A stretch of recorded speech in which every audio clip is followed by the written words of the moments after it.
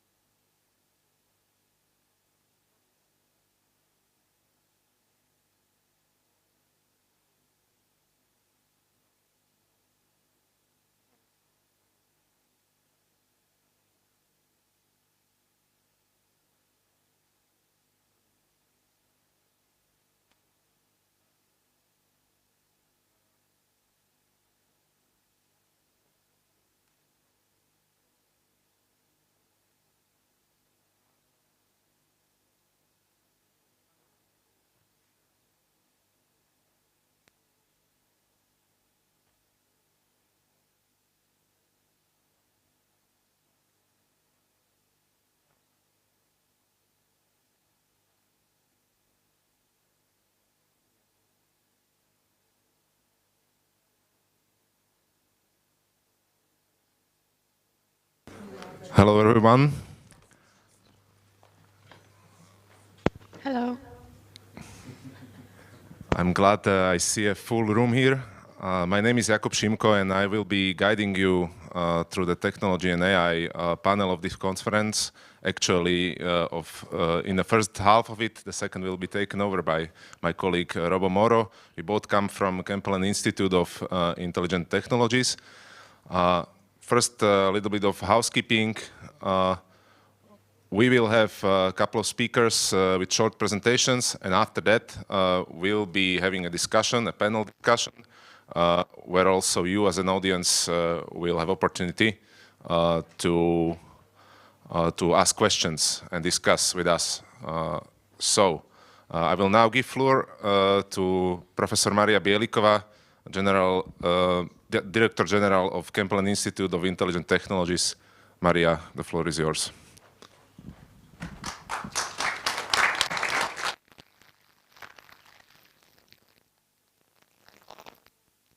Coming here, it's a great pleasure and honor to have the possibility to open this panel.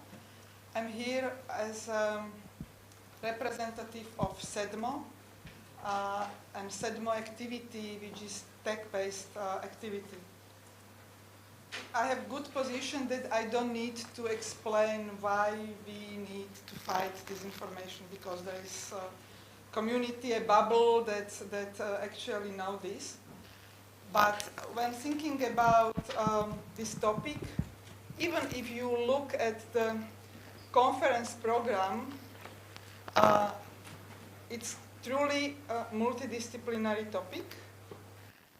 Many times we think that if we improve media literacy, for example, everything will be okay because we people are the primary source of all the problems, and we should solve our heads and this all. I completely agree that on first place are always people, but we have to remember that what is going now, technologies unfortunately have a lot of impact on it. So exponential spread of information and then disinformation as well. Automation of texts, deepfakes, we cannot believe our senses anymore. These all really makes us all the problems which we have centuries with people and propaganda much more visible and much more dangerous. And from that point of view, I believe that this is somehow underestimated, how technologies can help. But on the other hand, many people just think that, okay, just develop a tool and let us what is true and what not. And of course, this doesn't work in this way. So our panel, I'm happy that will not go to such general discussions, because there will be quite a concrete discussions and information about the project that started, about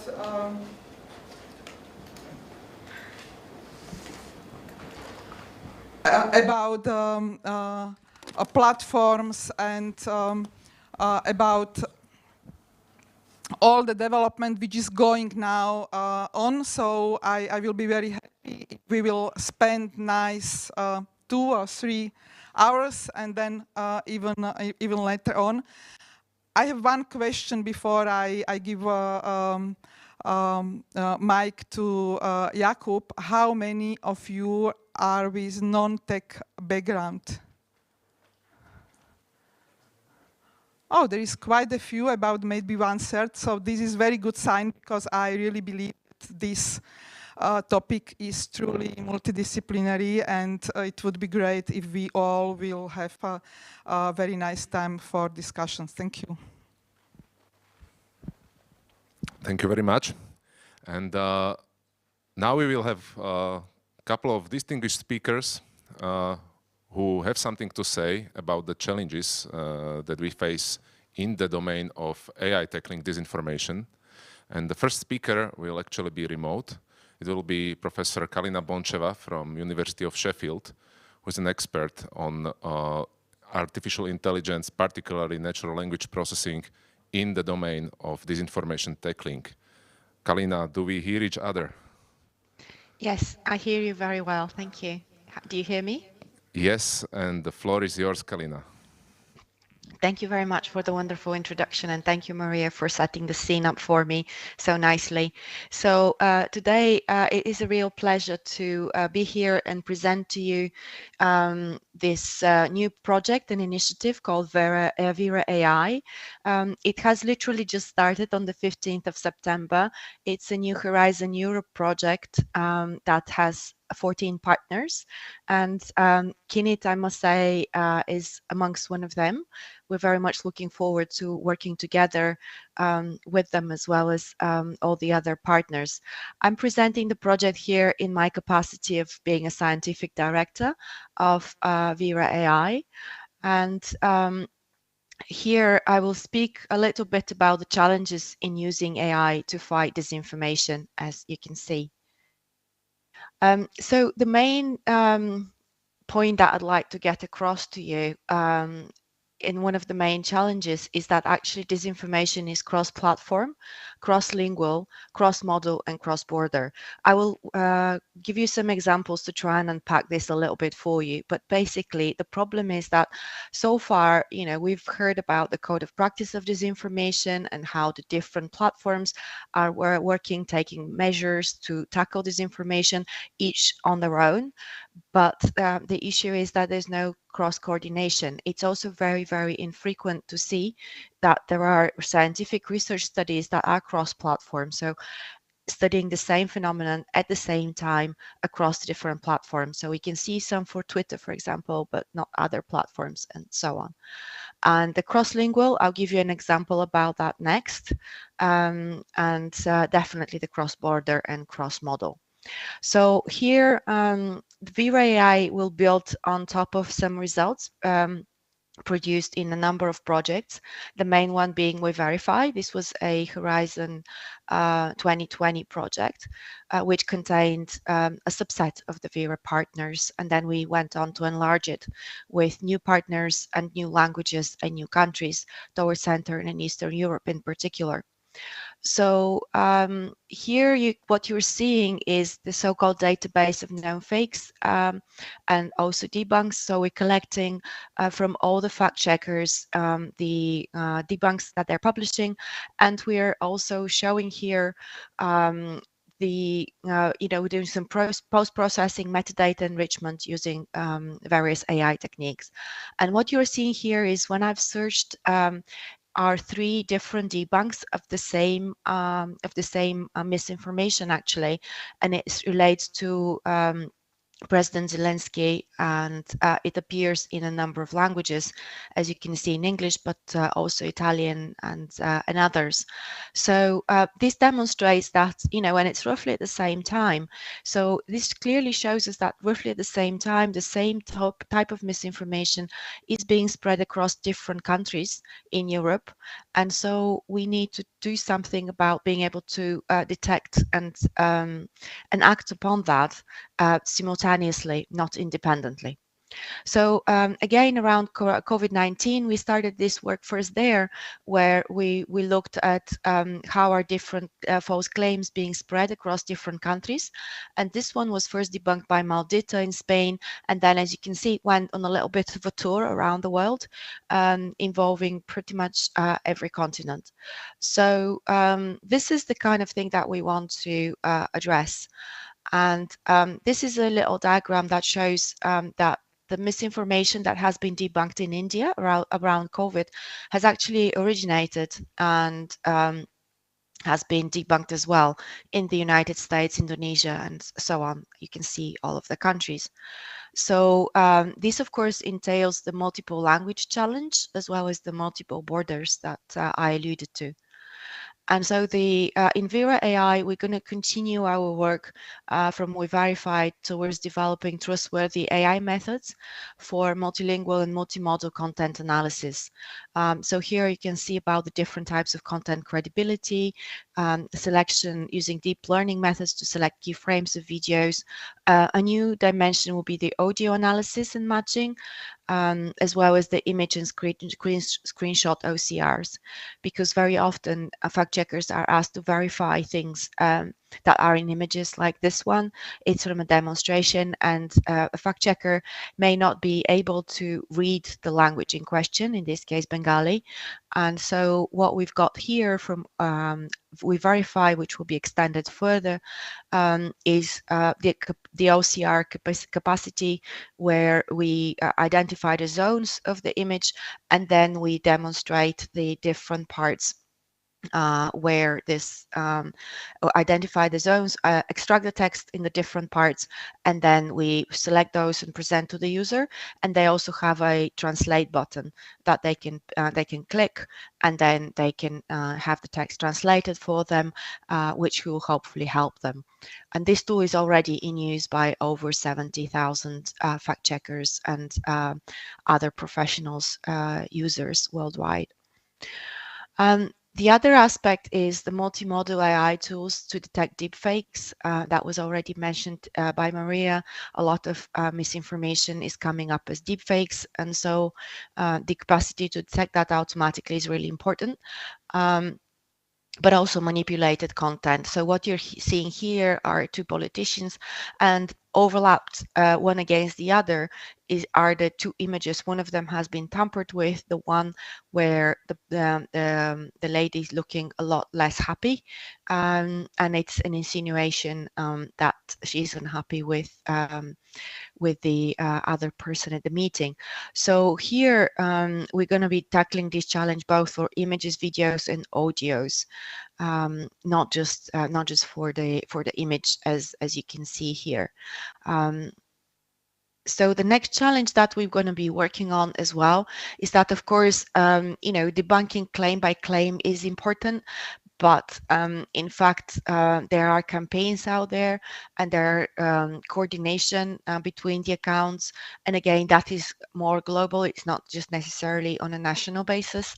And here is one of the tools that we'll be working towards extending, and it's showing Twitter social network analysis, where you can see who's replied to whom, who's retweeted whom, who's mentioned whom, various URLs, who are the users that tweeted the same URL, and so on. This is all clickable in the live version, of course, and interactive.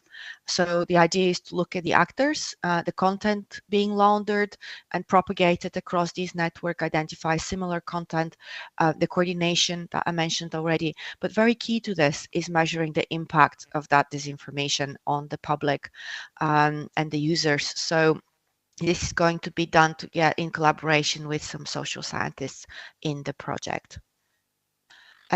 So here, one more example.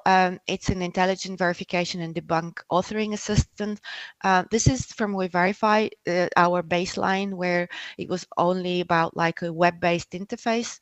And in the new Vera project, we'll be working towards extending this along the lines of making it an interactive chatbot, making it a lot easier for the user to get help and understand what's being presented. But in a nutshell here, what we have from We-Verify is we're putting a Facebook post. In this case, it's a URL of a post that we want to be verifying. And then as long as the user has access to that, for example, has logged into Facebook or it's a public post, then we can get the information. This is a screenshot from the InVid We-Verify plugin, which I believe will be presented later. So I won't go in great depth.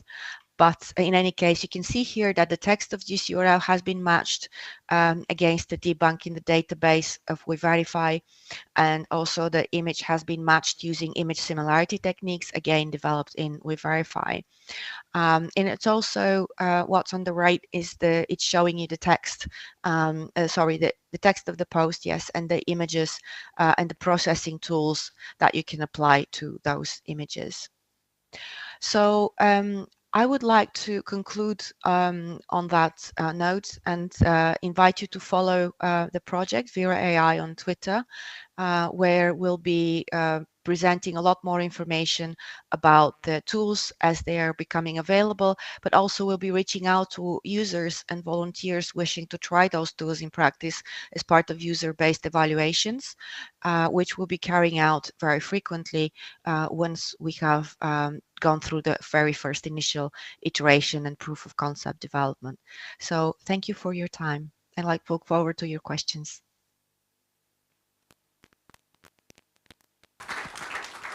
Thank you very much, Kalina, and we look forward for the discussion in a few minutes. But now I would like to invite our next speaker, Brendan Spillan from Ireland Adapt Institute and also University College Dublin recently to give his talk. Brendan, please.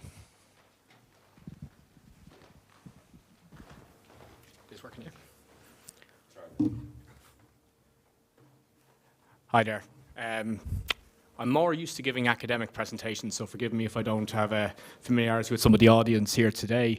So quick introduction, my name is Brendan Spillan. I'm a newly appointed assistant professor in the University College Dublin. Nearly got the name wrong. Formerly of Trinity College Dublin and also of the ADAPT Centre, which is a large nationally funded research centre in Ireland. I'm also the PI or principal investigator of a new Horizon Europe project called Vigilant, which is a €4 million project.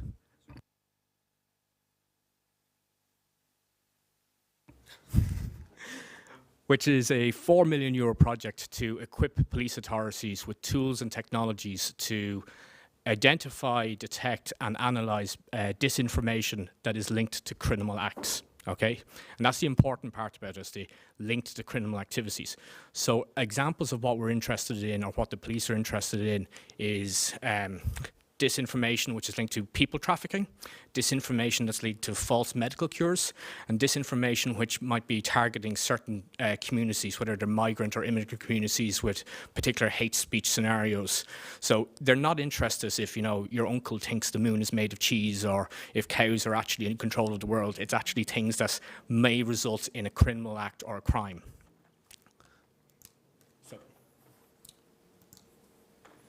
So this presentation essentially is only 5 slides, and it kind of follows the natural order of a investigation, but also of the life cycle of the Vigilant project.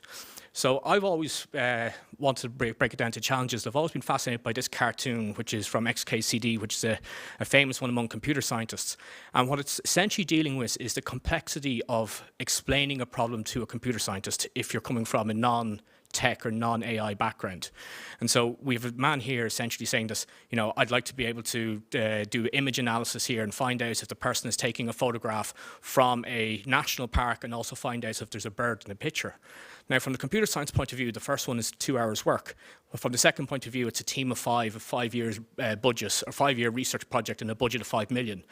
And the problem here, sometimes working with people who are outside our domain, is that they don't understand the difficulty or the difference between those two questions, because they're essentially, well, I've asked for 2 things, but you're telling me one is quite simple and one's quite difficult. So one of the main problems here is that we're going to have to work with the police authorities to communicate to them what is and what isn't possible and what is and is not feasible. And underneath it all, I mean, we have to think about the difficulties in this, because it's actually a social science and a cultural problem within the communities. So AI is not going to solve us, it's just only going to help them detect parts of us. There's also got to deal with the fact that there's private groups and closed networks, and the image and video analysis, both computationally and resource heavy as well. And then there's also the hidden narratives and the code words and dog whistles terminology which is used within the text. So even when it's detected, there's also the issues of, well, will the analysis be good enough? So the second area, which is going to be concerning area challenger, where to break down for the presentation, is in the monitoring of ongoing disinformation campaigns linked to something like people trafficking.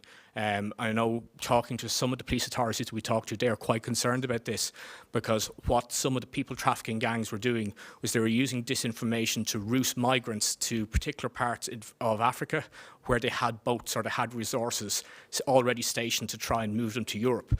I mean, these are organizations and criminal gangs which are profiting off the misery of humans, but it's extremely time-consuming, expensive to try and monitor what's going on within those networks, and they're quick and nimble. They can change the Telegram group, they can change where they're presenting this information.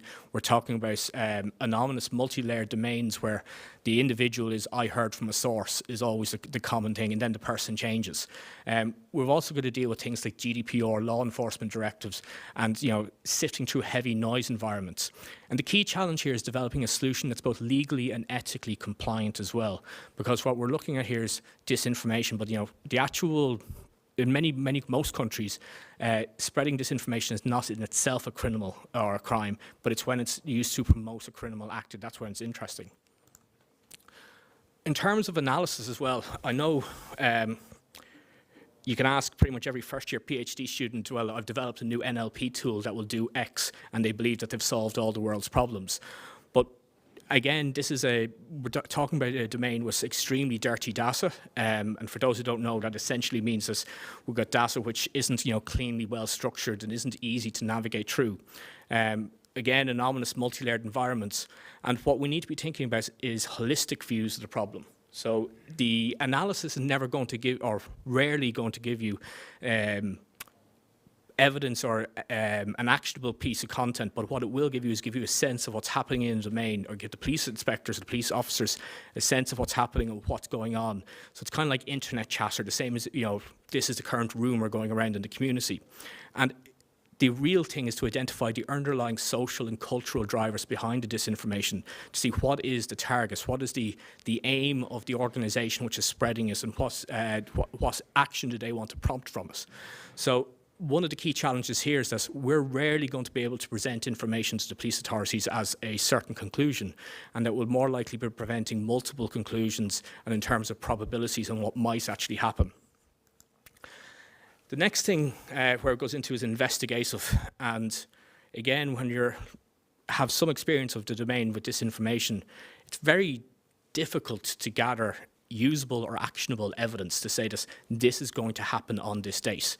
Because again, these people and the organizations and the groups spreading this, they're often clandestine, they're hidden, etc. But also the gangs utilize and weaponize disenfranchised groups. So one of their targeted thing is if you can take an existing organic disinformation campaign and jump on it and push it further by trying to divide communities or set one community against another one, that it's much easier to help a ball that's already rolling rather than start one to roll. And again, they're very, very nimble and they can change tactics very, very easily. So the key challenge here is then condensing the intangible and the ephemeral and the unsubstantiated into evidence or actionable evidence which the police authorities can then use.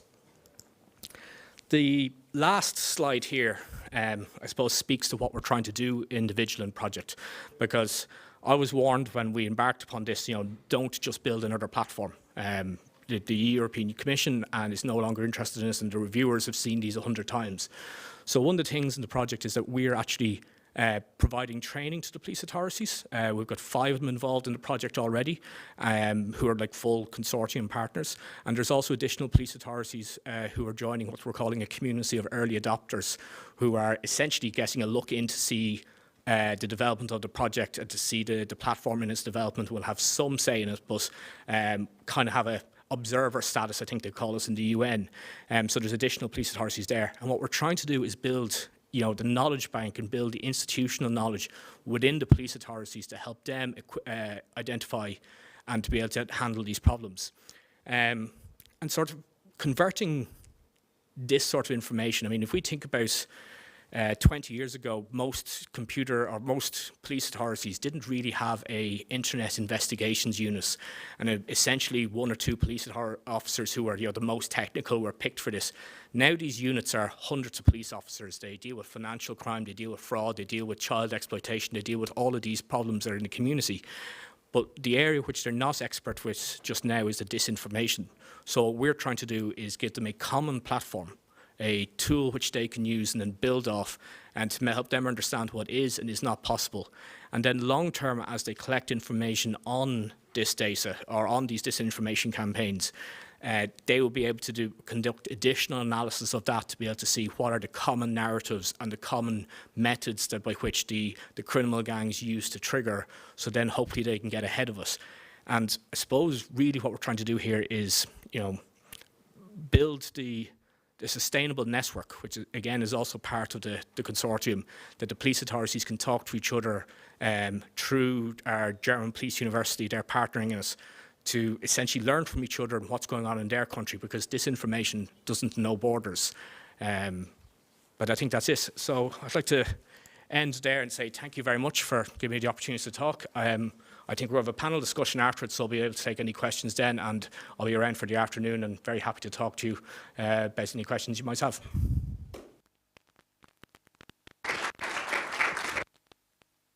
Thank you. Thank you, Brendan. And so we heard two presentations about the project that are currently starting or will start very soon. And now I'd like to invite two speakers, Luboš Král and Ivan Srba, to talk about the work we are actually doing right now in CEDMO project. Okay, so thank you very much. In CEDMO, we naturally focus on fact checkers. So I will complement the perspective on police authorities and on detection with how AI and technology in general can support fact checkers in their everyday work. So I would like to show you how a typical fact checking process usually look like.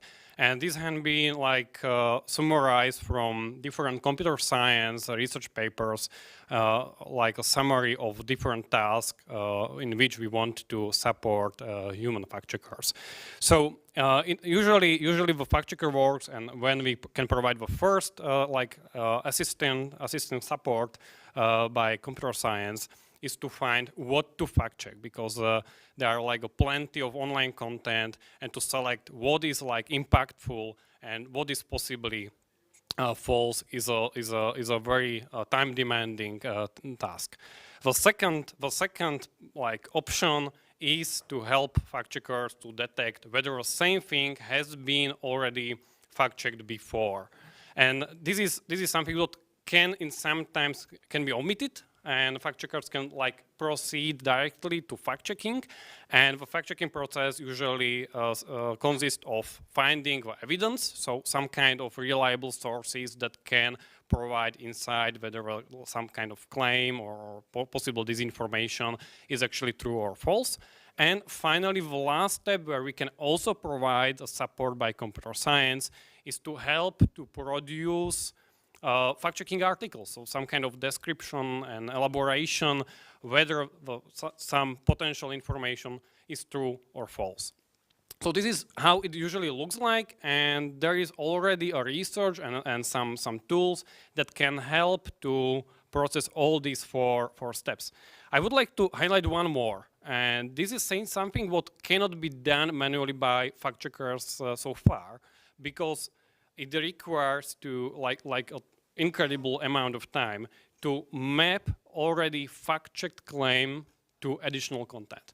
So usually you cannot do it easily, because you can like use a Google to search for some content. You can use Facebook search engine to look for some content, but you cannot do it manually in a large scope. So we see that there is this additional like potential how to help fact checkers, and this is internally done by Facebook. We know it.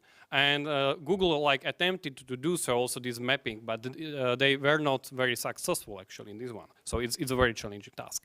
And also the first step can be like divided into 3 sub-steps. It's not only to identify what is worthy to be fact-checked, but it requires to define sources I want to monitor during fact-checking. And from these sources, I will still get plenty of documents. So I need to select that document that is like impactful and potentially false, and then the document can contain even several claims that need to be fact-checked individually. So again, the most of current research focus on selection of such claims, but we do not help at the moment fact checkers to identify the document from which to identify such claims. So this is basically how we can help fact checkers. And now I would like to very briefly go through individual tasks and to give you like a perception how computer science can provide individual tools or some kind of assisting support. So the first one is just to select the document. So usually we, as an input, we have a potential document. It can be like a social media post or a news article, and we want to like get the list of credibility and impact signals that will show fact checkers, okay, this is what really deserves your attention. The second task is a like classification task. So we already have this document and we want to say, okay, this particular sentence, this is something you should focus on, like vaccination can cause autism. The next task is that, okay, we already have this claim, so we know that we would like to fact check it. And what we want to do is to provide fact checkers the list of already fact checked and debunked articles from the past. So they can decide, okay, this has been already fact-checked before, or I can get an inspiration and use a similar methodology to fact-check new disinformation. And the next task is that I have this claim that fortunately hasn't been, or unfortunately hasn't been fact-checked before, and I have a database of some kind of trustful evidence, like Wikipedia or some kind of like information I can really trust, and I can try to identify such evidence that can help me as a fact checker to do fact checking process. And consequently, as I have this claim and evidence, I just need to predict, and I can help with computer science to predict veracity of a claim, whether it's true, mostly true, false, mostly false, mixture, unknown, etc., etc.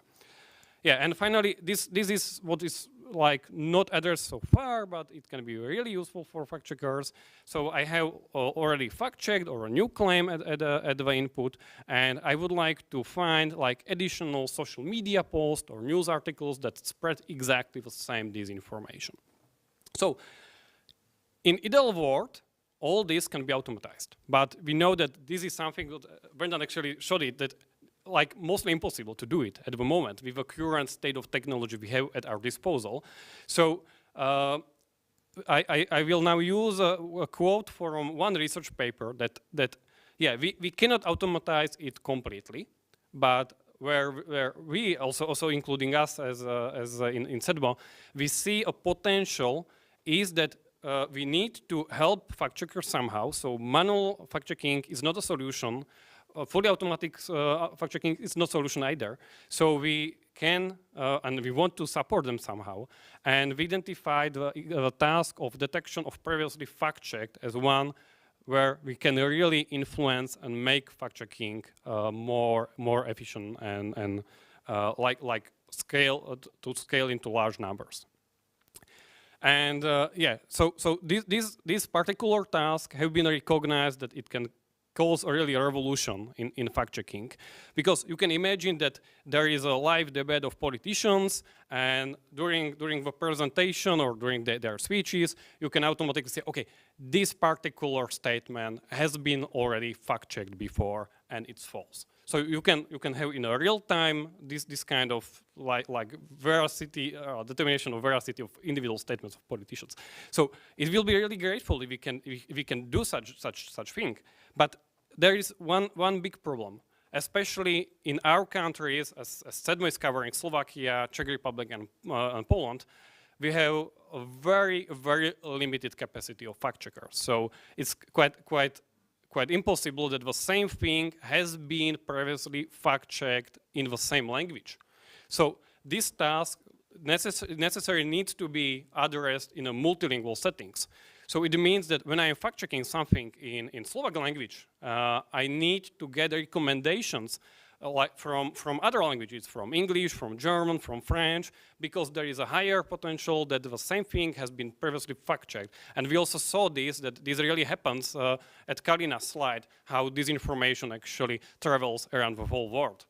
So this will really change things, and the typical problem in computer science, in AI, is that if we want to build such tool, we need data, because without data, we cannot build such at all. So in CEDMO, what we started to do is to collect an appropriate data set that can be used to evaluate whether we can do such model or do such prediction or detection of previously fact-checked claims, and even possibly in future to train even better models. So what we did, that we collected fact-checking articles, and this is an example from AFP, and from these fact-checking articles, we identify links to social media posts from Facebook, Instagram, or Twitter, and we go to Facebook, Instagram, and Twitter, and we collect this social media post. And since some fact-checkers are like a trusted partners of Meta company, so they can report this information, we find like backlinks back to fact-checking articles, and in this way, we collected a quite unique data set of social media posts paired with fact-checking articles that can be used to like train the model for such tool. And the last thing what I want to say that currently we are building this data set, and we have more than 250,000 of fact checks collected from like whole world in many languages, and also we collected so far 40,000 social media posts, but we see a potential that this dataset can be enlarged in future and to prepare such model. Yeah, and now I would like to pass the word to Luboš to talk a little bit more about the second task we address as a part of CEDMO project. I just briefly introduce our tasks, 2 of them. And simply saying, we are just solving simple tasks every one of you can solve with extremely complex tools. So the first one, evidence retrieval, is just, we are just measuring distance between 2 texts, 2 articles, claims and text in information content. So the distance, how far are they from each other related to the information that they contain. So if they are close to each other in the content or far in the content, so they are not related to each other at all. So that's what we do. And once we have the information about the distance, we can perform several tasks. For example, like if you have claim, and we can search not based on the keywords, but we are searching on the semantical context. So if you have a claim, then you can search database of your articles or social network for information which is closest one to that claim, or which is far from that claim. And you can also say then, after that, whether the information supports your claim, your article, or your paragraph, or whether it's not supporting that. So I will show you example, which is based on the information, which is based on articles from Czech news agency, which is in the Czech. The background of the tool is multilingual, but we used, because we had access to data set from the Czech news agency, so we used articles from the Czech news agency. So at the top, you see the claim, and the claim is just saying Czech Technical University and the Charles University Social Sciences. They cooperate on the project. Connecting journalism and artificial intelligence. So in the claim, there is no information about that the researchers are cooperating or other supporting information, but the system, because it's working with semantical distances, is able to find articles that are supporting in some way this claim. And those are articles where in the headline here, there is no information about the university at all. There is just the researchers will research the impact of artificial intelligence at journalism. So the system is converting the information about that. At the university, usually researchers are working and is finding articles also related to researchers. So, and here you see the paragraphs which are the most related to the claim, and then the system is selecting the information from those paragraphs, which is the information which is the most related to the claim, and which supports the claim, and what's the belief that the system is believing that it supports the claim. So that's the first task, so which allows us semantically find the information and connect together articles or paragraphs from different sources, and to recognize that the information or the articles are somehow connected and related to each other. The other task is, which is also important and interesting, that we are finding name entities, which is very simple. So the system is looking to articles or the information and finding, for example, the places where we are talking about places, where we are referring to sources. So if somebody is saying and referring to somebody else, then we can recognize it and we can name the source. We are referring to names, to gender. So whatever named entity you can imagine, we can find it. And then you can create queries which are based on those entities. So you can ask, for example, so are the politicians talking about this? So the system will recognize where are the politicians talking in the article, and where the politicians are referring from the article to somebody else or to some other source, and will find the articles for you. Or you can ask, are those articles balanced in gender, or are those articles talking about that kind of right party, left party, and so on? So you can ask complex questions based on those named entities. And if you are, for example, working in media, and you would like to first do only raw search, whether those articles are supported by some resources or resourcing externally, you can ask if the article is referring to some source of information and what's the source, and then you can check also automatically, it's not done in this task, whether that source is reliable or not. So, and those are two tasks the Czech Technical University is currently working on the project. Thank you very much.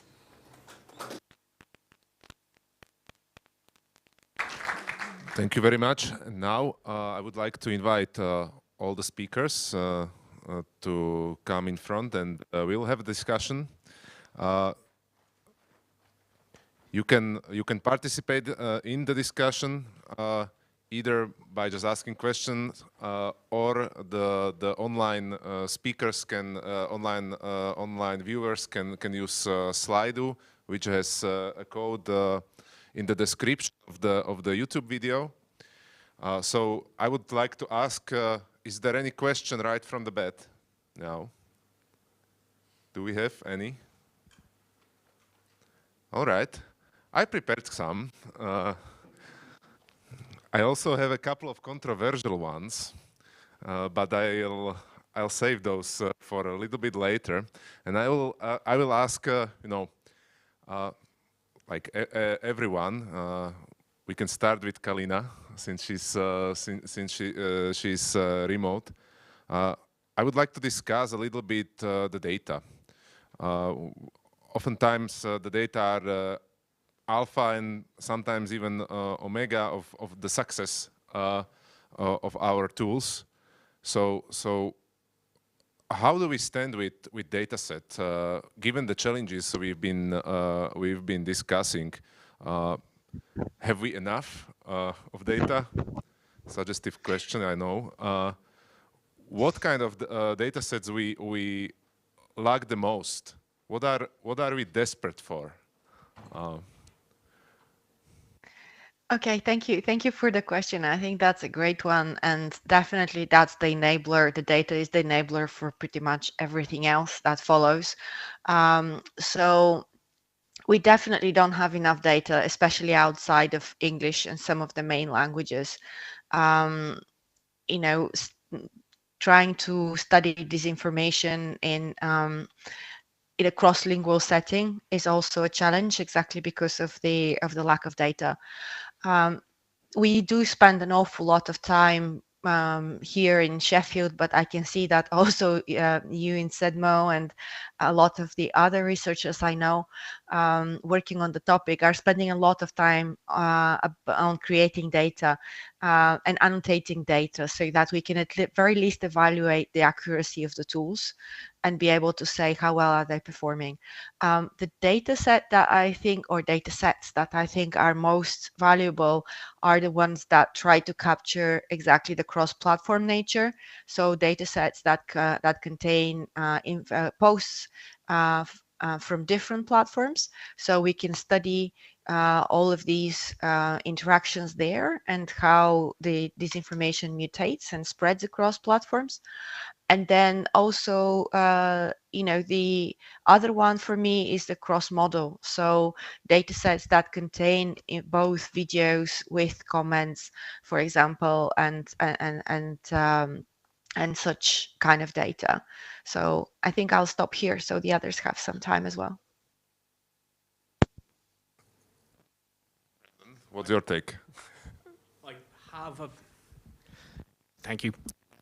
So I have one theory on the data sets that we need, and maybe it's just my lack of knowledge, and it actually just links to the last presentation there, in this there's lots of hidden narratives and code words and dog whistle terms used in misinformation and disinformation. And when we think about Central Europe or across Europe with particular borders and different communities speaking different languages, I do think that there's a need for an open source or large data set of these hidden narratives and hidden code words that especially can be updated easily for terms which are used to refer to particular individuals and politicians as a code word as well, because when they're talking about translating disinformation from one language to another for whether it's police authorities or for analysis, if I don't know if anybody here's worked in multilingual translation, but often they would raise a specific dictionary for certain things. Like if you were translating a material that was related to a certain tech domain, you create a dictionary specifically for that. So I do think we need one in that area. This. Maybe I will add that for automated or semi-automated solution, we never have enough data and enough label data, because these labels are really very important, because we of course we can learn without we can have unsupervised learning methods as well, but still for many cases, and if you want to explain something and to really have evidence, you need labels. So this is 1 point. Second, what I see is the trend that the problem is so huge that I believe that more players will be included and the research will be really more appreciated and collaborating with industry. Actually, me personally, I don't expect that Meta will provide us with real data sets, because they have quite a lot. But there are some other possibilities, because even we will have presentations in the second part of the panel of platform of companies. I believe that media can help quite a lot, because they can collaborate with, they can motivate readers to label data and present in newspapers different credibility signals or so. So I believe in this collaboration, and maybe through this project we will go in this, because, for example, Vera AI project is that the main target is media professionals. So this may help in this domain. And if anybody here is that, if you have some data, please tell us then. Just upload them. Maybe I can complement with one thing, that we don't need to emphasize that we would like to have access to data from social media platforms, but we are really skeptical about this, that we will in future we'll have such data. Maybe CEDMO is exactly the organization that can have such push to get such data. So hopefully keep a finger crossed that we will have at least something via CEDMO.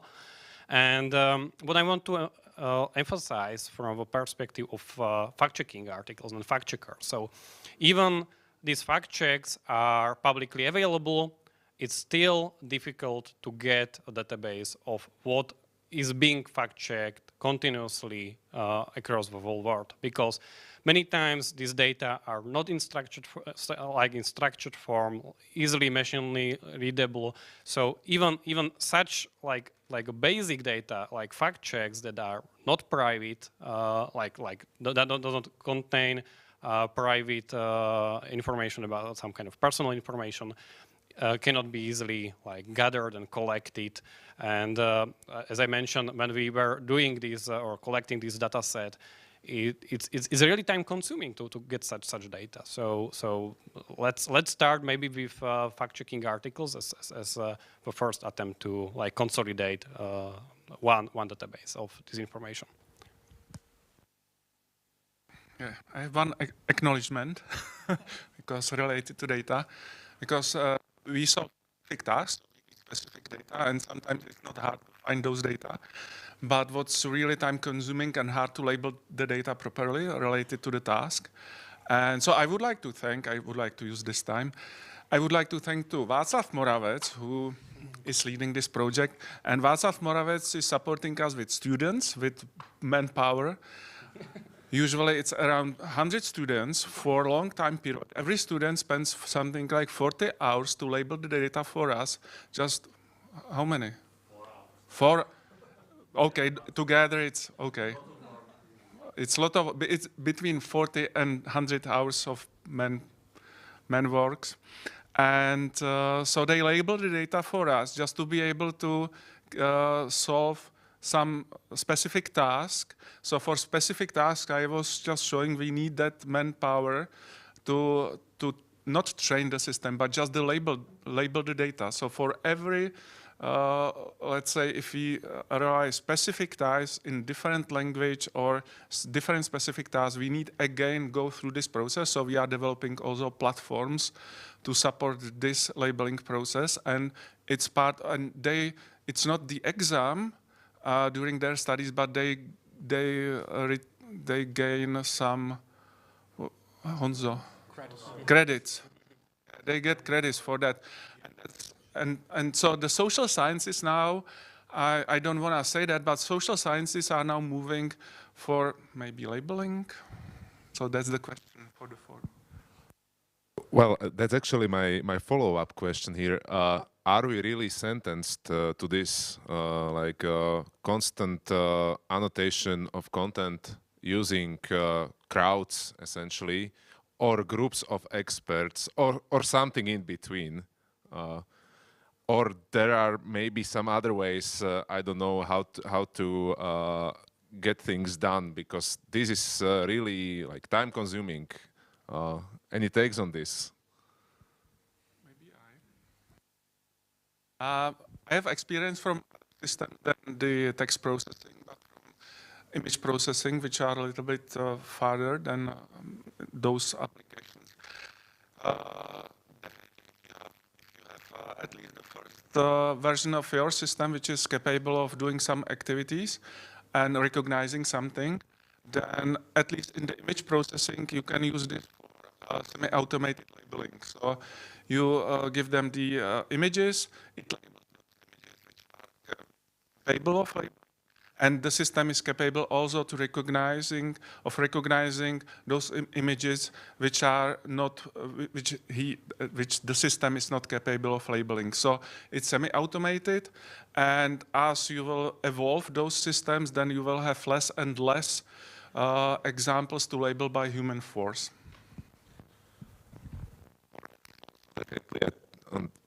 I see as an argument for a smart human-in-the-loop solutions. That's music to my ears. Maria? I'm a bit skeptical, at least for text, because there are so many variations of it that after some time we will not need labeling.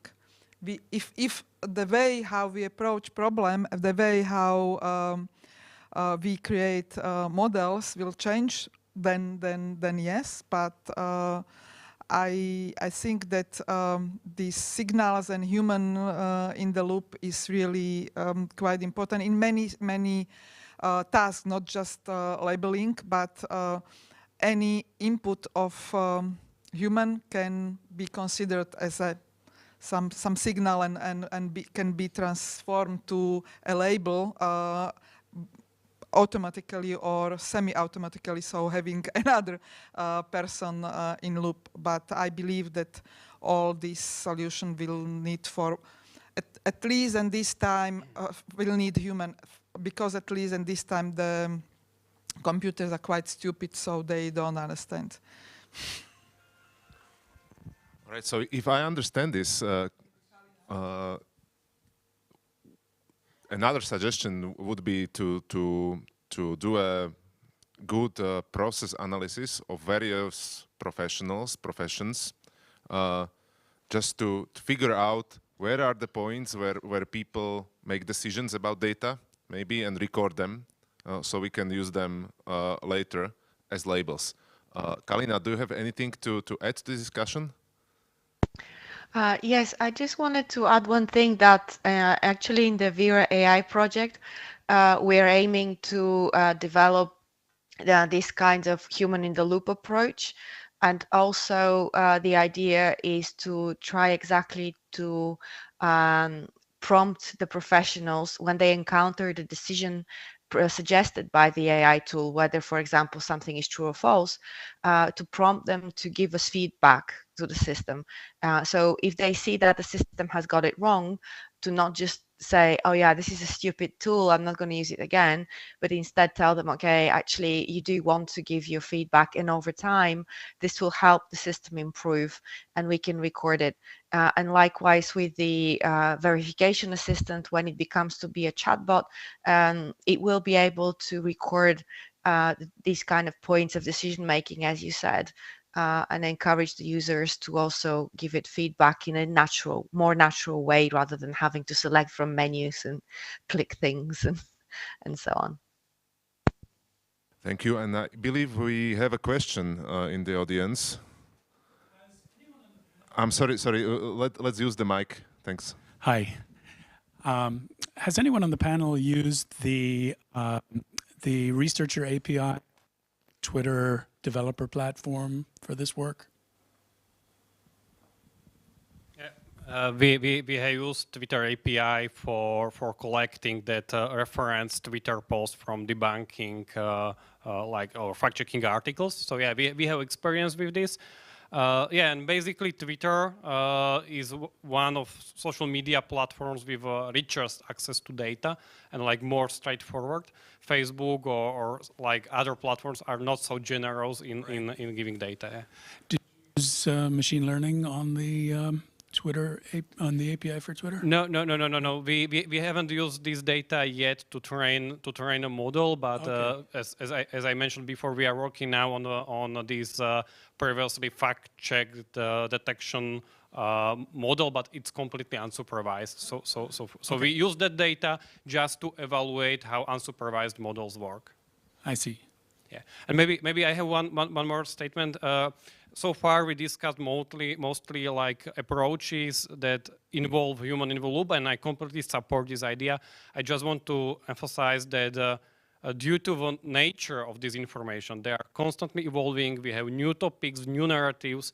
It will be still necessary to get new data to measure how our existing models actually perform or fine-tune our models to new content. And in this like very specific situation, we can find a potential in machine learning that can work with limited label data. So there is a whole group of these very specific machine learning, like meta learning, transfer learning, or that can really help to address supervised machine learning models, and they like fine-tuning in time and continuous evaluation on constantly emerging new data.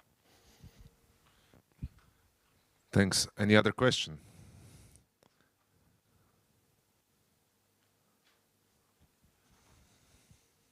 Yes, hello, thank you. My name is John Sabo. I'm with the Czech University of Life Sciences here in Prague.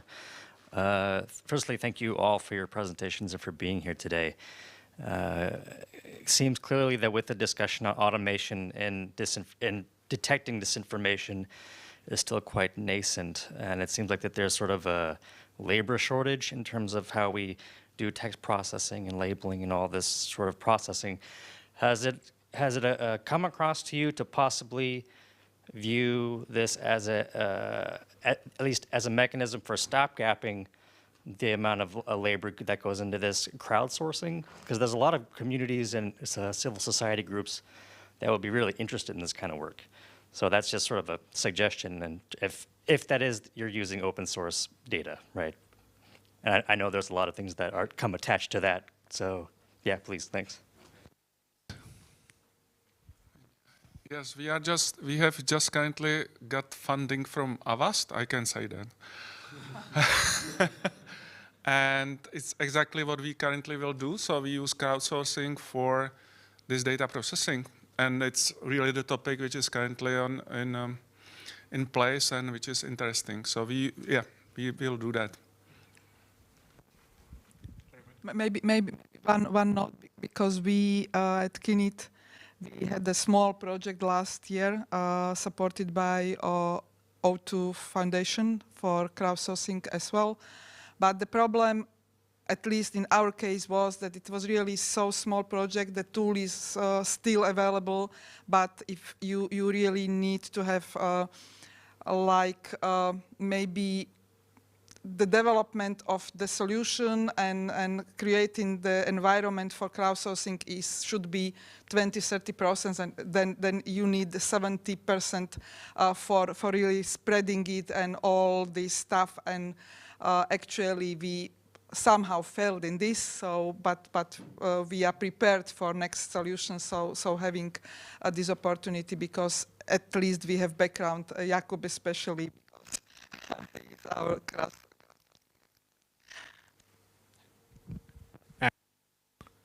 So I'm slightly guilty here from a crime and computer science. We actually have data sets that we haven't uploaded yet, made public yet, but which we are planning to do so once we. So we actually have crowdsource labeled to assess writing quality in misinformation and disinformation, to look for indicators in that. And it's labeled with things like sensationalist language and spelling, grammar, etc. And we're actually trying to do something to augment that, to essentially find a method by which we can automatically train models to identify, to annotate additional text. And we're in the process of testing that. But once we get that, we are looking into sort of a crowdsourcing solution, an open source crowdsourcing solution, or where people might spend some of their time to generate additional data in that area. And I suppose we've got a couple more hurdles, but we do want to make this publicly available to other researchers. And yeah, it was kind of meant to be done by now, but I suppose the next step is it's a bit too easy to. There are data sets out there which, have some basic annotations and labels. We want to go beyond that. We want to sort of do the next challenge and release that, and then make it publicly available. But we do hope to do so maybe this year, maybe early next year. Galina, anything to add? No, not really. Nothing to add over and above what's been said already. I do think that, yes, we've all been making use, as and when we can, of the wisdom of the crowd. The main thing I could say in our experience has been that sometimes it's hard to guarantee the quality of the result.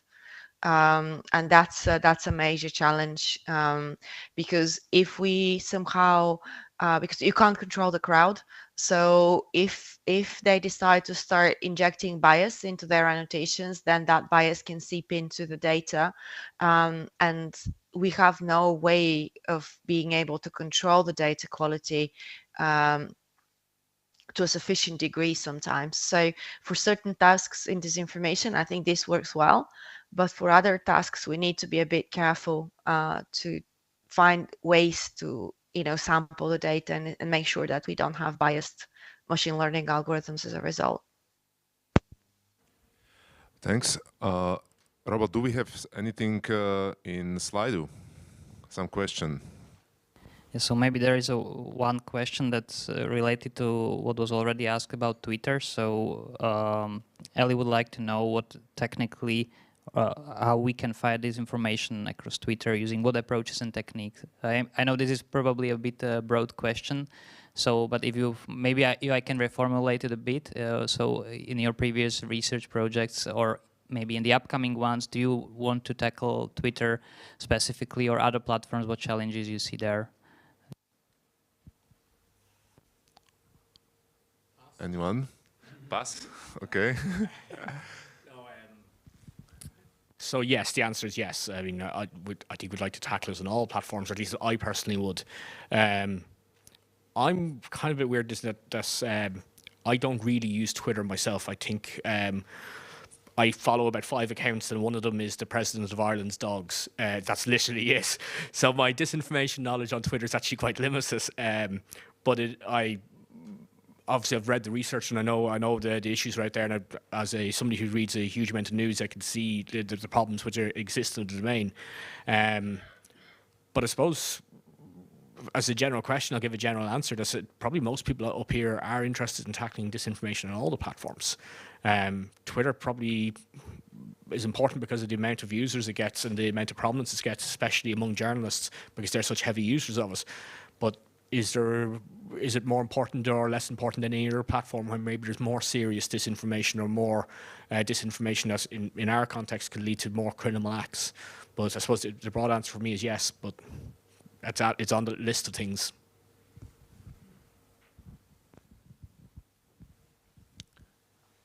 One more question in the audience or in the Slido? Okay. Or in the Slido, it's maybe less technical one, more philosophical, but I think it's good to address it. So do you think that censoring this information will help society? That's a great one. I awaited that one. I also had prepared something along these lines just to add, and then we can discuss how do we assure that the public trusts our solutions, our AI solutions, especially when it comes to, for example, police forces, not just that. So I would add to this question the second one, and now we can discuss. So maybe I will start. So we had article. Honza was reviewed by somebody from Czech tech newspaper Lupa, and it was just about our tools that are just looking for information that support some claims and so on. And there is a general public misunderstanding that artificial intelligence will learn everything from our world, from our texts, and will absorb the knowledge. And then you will give some claim to the artificial intelligence or article, and the miraculum will say truth, no truth. And it was reply to the article in the Lupa newspaper, and there was exactly like that. People were saying, okay, somebody would like to censor us and will create automation and system that will overtake above us and whatever. It was exactly like that. And currently we are, at least in automation, we are in the state that we can find some information, and what worries us more than censoring is that we will not find the correct information, or all of information supporting the claim or refusing the claim or whatever. So that's more problematic, because currently we are, at least in our research, we are not connected to the, let's say, mechanism that will prohibit of spreading of some information, or will just hide the information. We are simply not, and even in our CEDMO project, we are not connected to that mechanism. So at least at our side currently, we are far from censoring. We are trying to find something and support some human work in some way, but definitely we are not at the censoring side. So yes, we are not in censoring side in CEDMO, but as of for me personally, I am strictly against censoring in any way. But this is a bit controversial, because We will not censor, so something like delete something or hide even, and really not to do this automatically.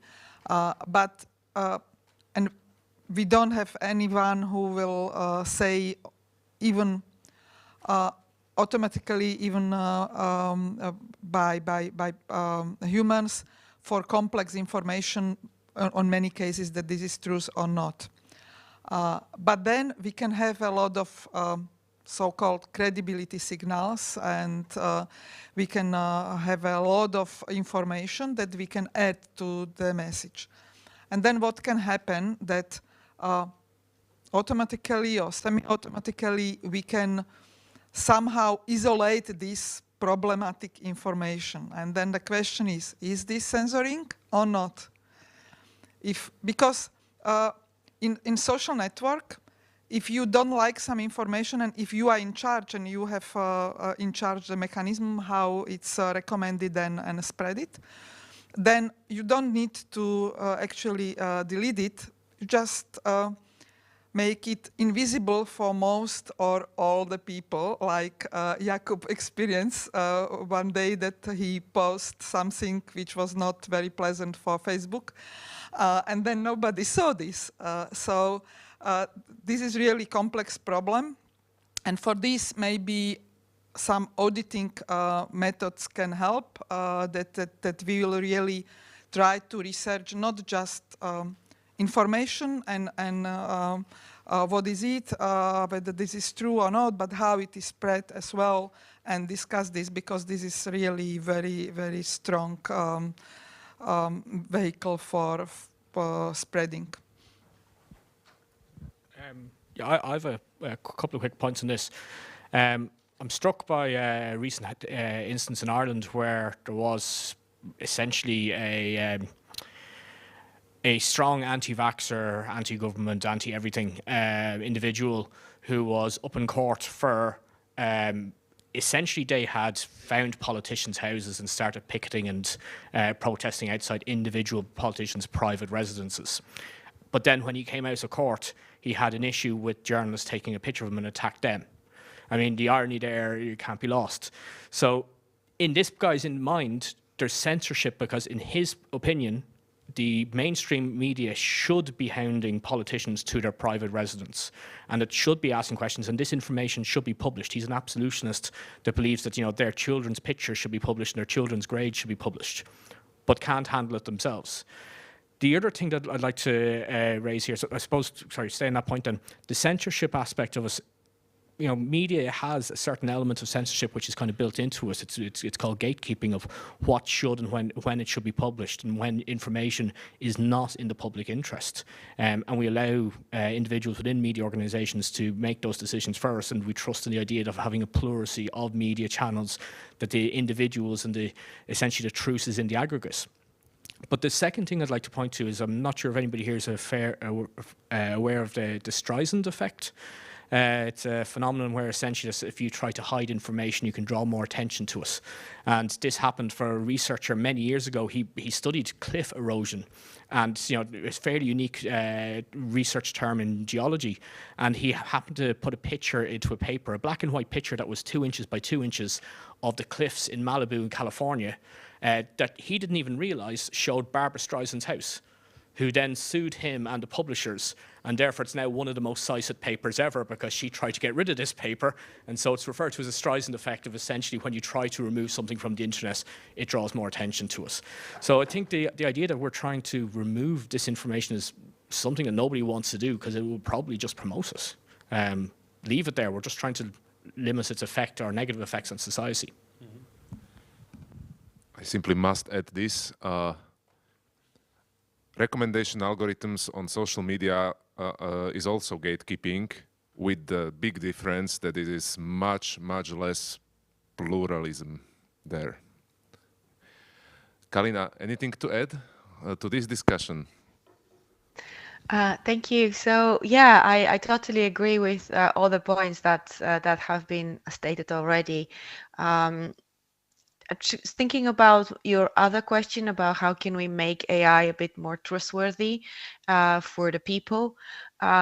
So yes, this is something at the forefront of our minds, especially in Vera, where we want to study a little bit more about how can we make AI decision making humanly interpretable. And by humanly, I don't mean explainability such that AI researchers can decipher what the model is doing there, but I mean, how can we present this to non-specialists like journalists and fact checkers, so they can understand why the model has said something. But in any case, the whole concept of Vera and the tools, the disinformation analysis tools that we've been developing previously, also in We Verify and so on, is that these are assistive. So they're not meant to, present the ultimate solution and make the decision for the person. It's more about what Maria alluded to, like present credibility signals, present information about potentially this image has been tampered. Here is this debunk that has been shown before. This sort of thing. So try to provide the human with the necessary information to make the decision for themselves. And this is how it nicely dovetails with all of these aspects of media literacy and critical thinking, where we should be encouraging people to decide for themselves when they encounter this information, and not just rely on somebody else to either hide it or censor it or make a decision for them. Thank you. Any other question in the audience? Thank you. My question would concern the relationship between social systems and technology, which should also concern censorship and trust. So do you think autocratic systems such as China would have an advantage in developing AI tools and solutions, given that they have more access to all kinds of private data, such as geolocation, etc.? And how would that affect trust in these technologies? Would the Western research be in a disadvantageous position in this respect? Thank you. Excellent question. Are we at a disadvantage? The first question I talk about is, or the question I asked back is the word disadvantage, because I don't think we've got the same aims. And I mean, I certainly don't. I don't think anybody else here does, and I don't think it tolerates anybody who has the same aims. So, but yeah, I mean, in some ways we don't have the same volume of data, we don't have the same personal data, and we don't have the kind of no limits, no ethical oversight. But I know my university, if you try to do anything without ethical oversight, you essentially get a fairly sharp rap on the knuckles. But the disadvantage, I suppose, it's if we're not trying to do the same thing, then we're never going to try and be beaten by it. So we're not in the race, I suppose. From the technical point of view, as it was said, it is disadvantage because we have less data. If you have more data, you can provide better models. But from the long-term view, for example, we have now more challenges, like Ivan already mentioned, that we develop heavily methods for learning with limited label data, for example, and some other stuff. So maybe this is just one thought that it may lead to other ways how to do this. And the world is so changing that if you imagine that China will change the regime, then how they will proceed? Because, of course, you can have models for some time, but in dynamic domain, you need continuously collect data and continuously improve models if we don't change our paradigm, how we learn machine today. Short term, it may look like advantage, but in long term, I believe that this is not a good way how to proceed. Any other question? Yes. Lukáš Kačana from Prague. I may have a question from a consumer perspective. Is it possible, from your point of view, that the fact-checking tools will become integral parts of the social networks or of like Microsoft Word, or being used by journalists while they are typing their articles, or even there could be audits of the newspapers saying how this media outlet is reliable. If I type any kind of text in Microsoft Word together with the spell checking, that it will be a fact checking. Is it possible, or is it way to go? Thank you. Again, an anticipation of my question. So adoption of tools, essentially, it is. So I'd kind of go back to some of the previous questions on censorship on that part of us. Those tools could be wonderful for the journalist, but I'd almost never like to see something like that go into the public domain where they would think that it was an attempt to censor, because, I mean, you have a right to, especially on your own computer, write what you want. But from a journalistic perspective, I think yeah, it might be useful, especially analysing the newspaper. It's not about censorship, because if you sit in a car and you don't put your seatbelt on, there is a beeper that makes it annoying, but still you can go without. So it could be the same. So it's not just censorship. Of censorship. No, it's more about that, because there are people out there who are concerned that there is a censorship idea going on, and I wouldn't want to promote that. But yeah, if people want to play around with those tools, I'd find them really interesting. I'd like to play with it and sort of see what I'd write and see what sort of warnings would flash up on the screen. I could almost imagine a competition who could write the thing that would come up with the most amount of warnings. But yeah, just sometimes when people, I mean, we saw this with the COVID vaccine, there's certain individuals and certain community individuals promoted the worst case scenario. And I think a tool which was released like that to the kind of public could very easily be seen in a very bad light, even though the intent of the people designing it was to assist journalists. I think, at least for me and for us, this is the way, because we do our tools mainly for journalists, and I believe that in social networks and in all the information there, we really need some credibility signals. Actually, Meta at this moment put on post that they were fact-checked some message, and we really need to improve this. And if there is somebody in this room or online who really wants to support this, have means for it, like money, somebody from government, because I still think that these technology issues are quite underestimated. So it seems like just develop a tool, but this is really, this needs really a lot of research, a lot of work. This is one point. And second is this connection. I already mentioned that this is really expensive to really spread it, to help journalists to use it, but they will use just something that will bring something to their efficiency. Because we just yesterday in evening we had a discussion with one journalist. He is here. And he was he just told us that, okay, but I have to produce some number of articles every week, and I need something that I will understand. So this is a long journey for this, and I believe that this is the only way how to annotate messages and connect these two words. If I may just compliment that, I really like an idea that Facebook will start beeping each time that somebody will post this information, and for some people it will be beeping for like 24/7. And but what I see a problem here is that when you have a spell check in your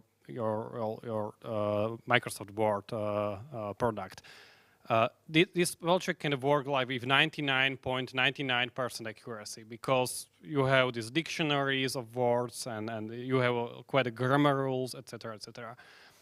But we are not yet in detection of disinformation or hate speech at this moment. So if there will be like a 20% of false positives, it will be annoying for you as a people. So I think that, yeah, it's a good idea, and so far we can provide these to media professionals, to fact checkers, because they know that the accuracy of models is, I don't know, 80, 90, 95% at most, but there is still a big space for mistakes. And until, and for people, it will be difficult to explain that, okay, this is something noisy, that you can not, or that can potentially be completely wrong. So yeah, this is like a problem that we can run into this. Yeah. And even with this efficiency, it can very much help to professionals, because if you have 1,000 millions of messages just to select facts worth checking ones, then even with this not very good parameters from a scientific or technical point of view. All right, I will now take the liberty of last question, and then we will have a coffee break. The question will be this. We, this panel, everyone here has essentially computer science background. We are computer scientists. We have our own world, and we sometimes have trouble reaching out to other fields. So my question to everyone is, what would be the message to like non-technical people, maybe to dispel some misunderstanding, maybe to confer something interesting, so other people know about us, about our challenges? What would be the message to other fields regarding tackling of disinformation using AI, of course?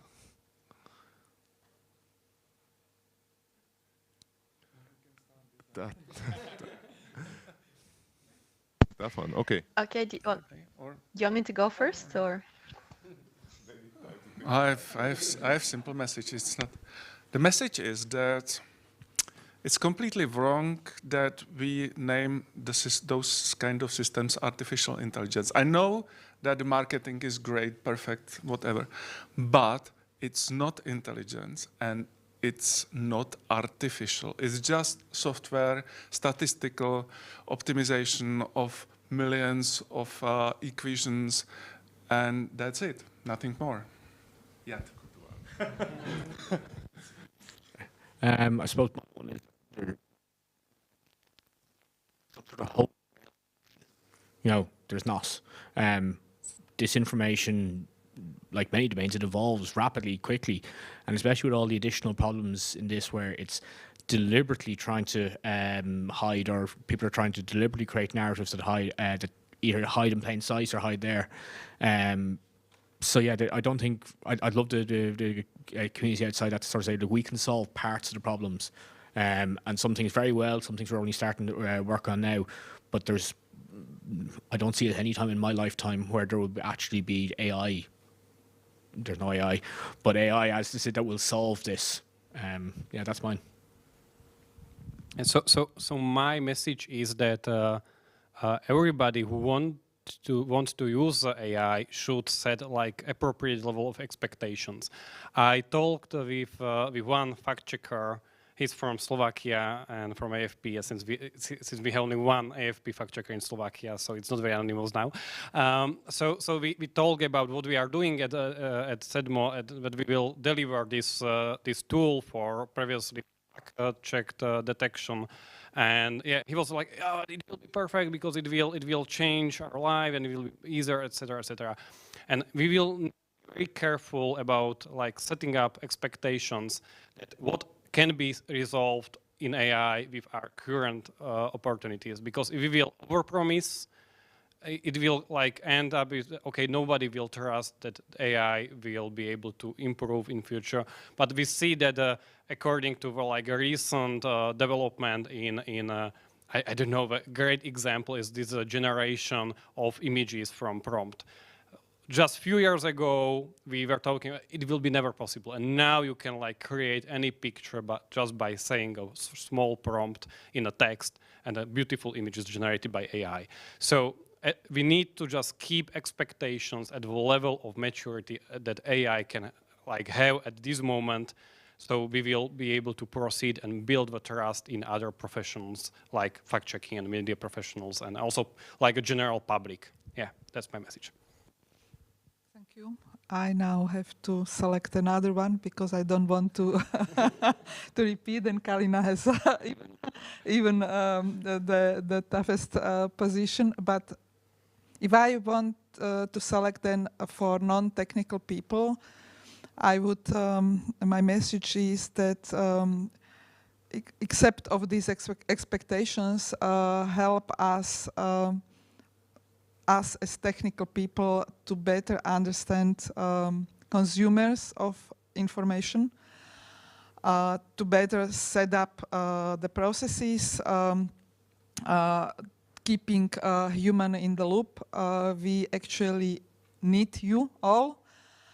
Even though many computer scientists think that they know everything and they really understand, and they are psychologists and they don't need anybody, but please take us and help us with this really big issue.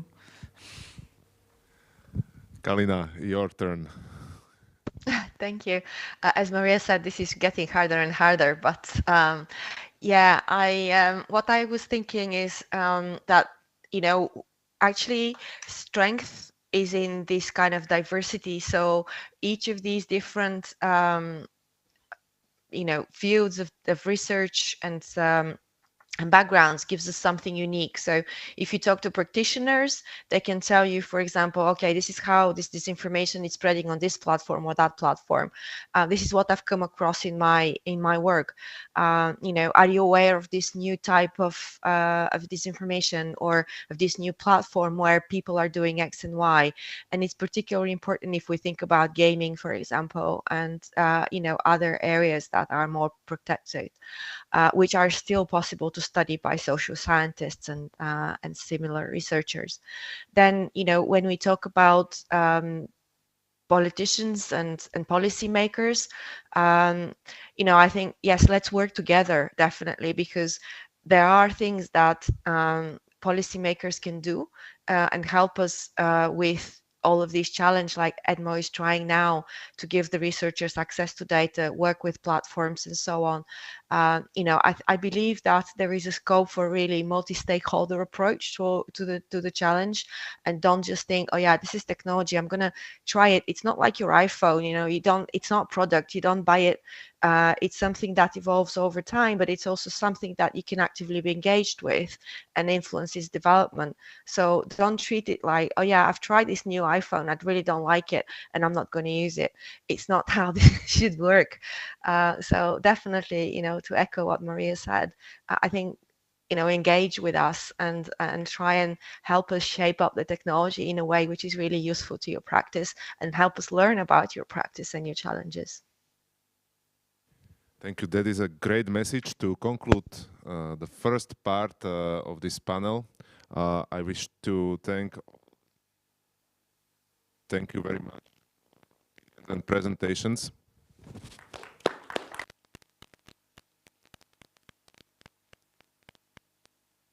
We'll now have a coffee break and we will reconvene at 4:30. So in like 25 minutes. Thank you. Thank you.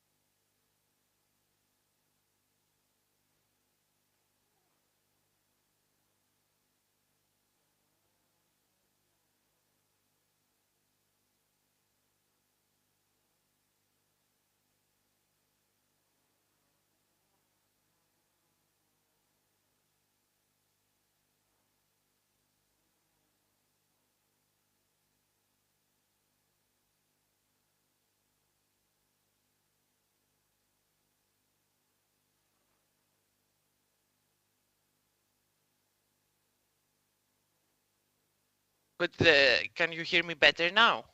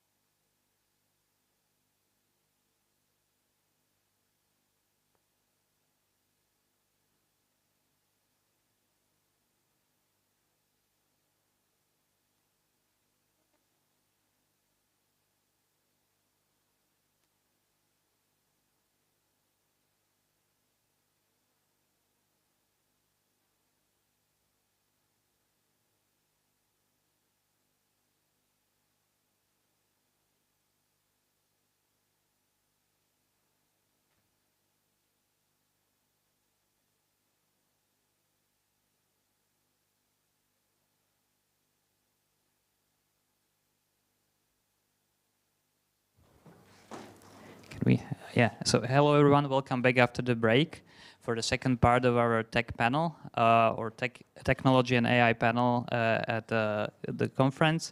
My name is Robert Morrow from Campbell Institute of Intelligent Technologies, and I will be moderating this session. In this part, we will first have a look and then discuss demonstrations of various technological solutions that have been developed or are being developed at the European level to tackle this information. For those of you who have just joined us now, we will do it like this, that first be a couple presentations given by our distinguished guests, and then we will have a panel discussion where you, audience, can also ask the questions. Either for those of you who are in person, you can raise a hand during the discussion, or you can use a Slido, which is hashtag CIC 2022 Tech. Okay, so let's start. And first, I would like to welcome Christos from ATC. The floor is yours.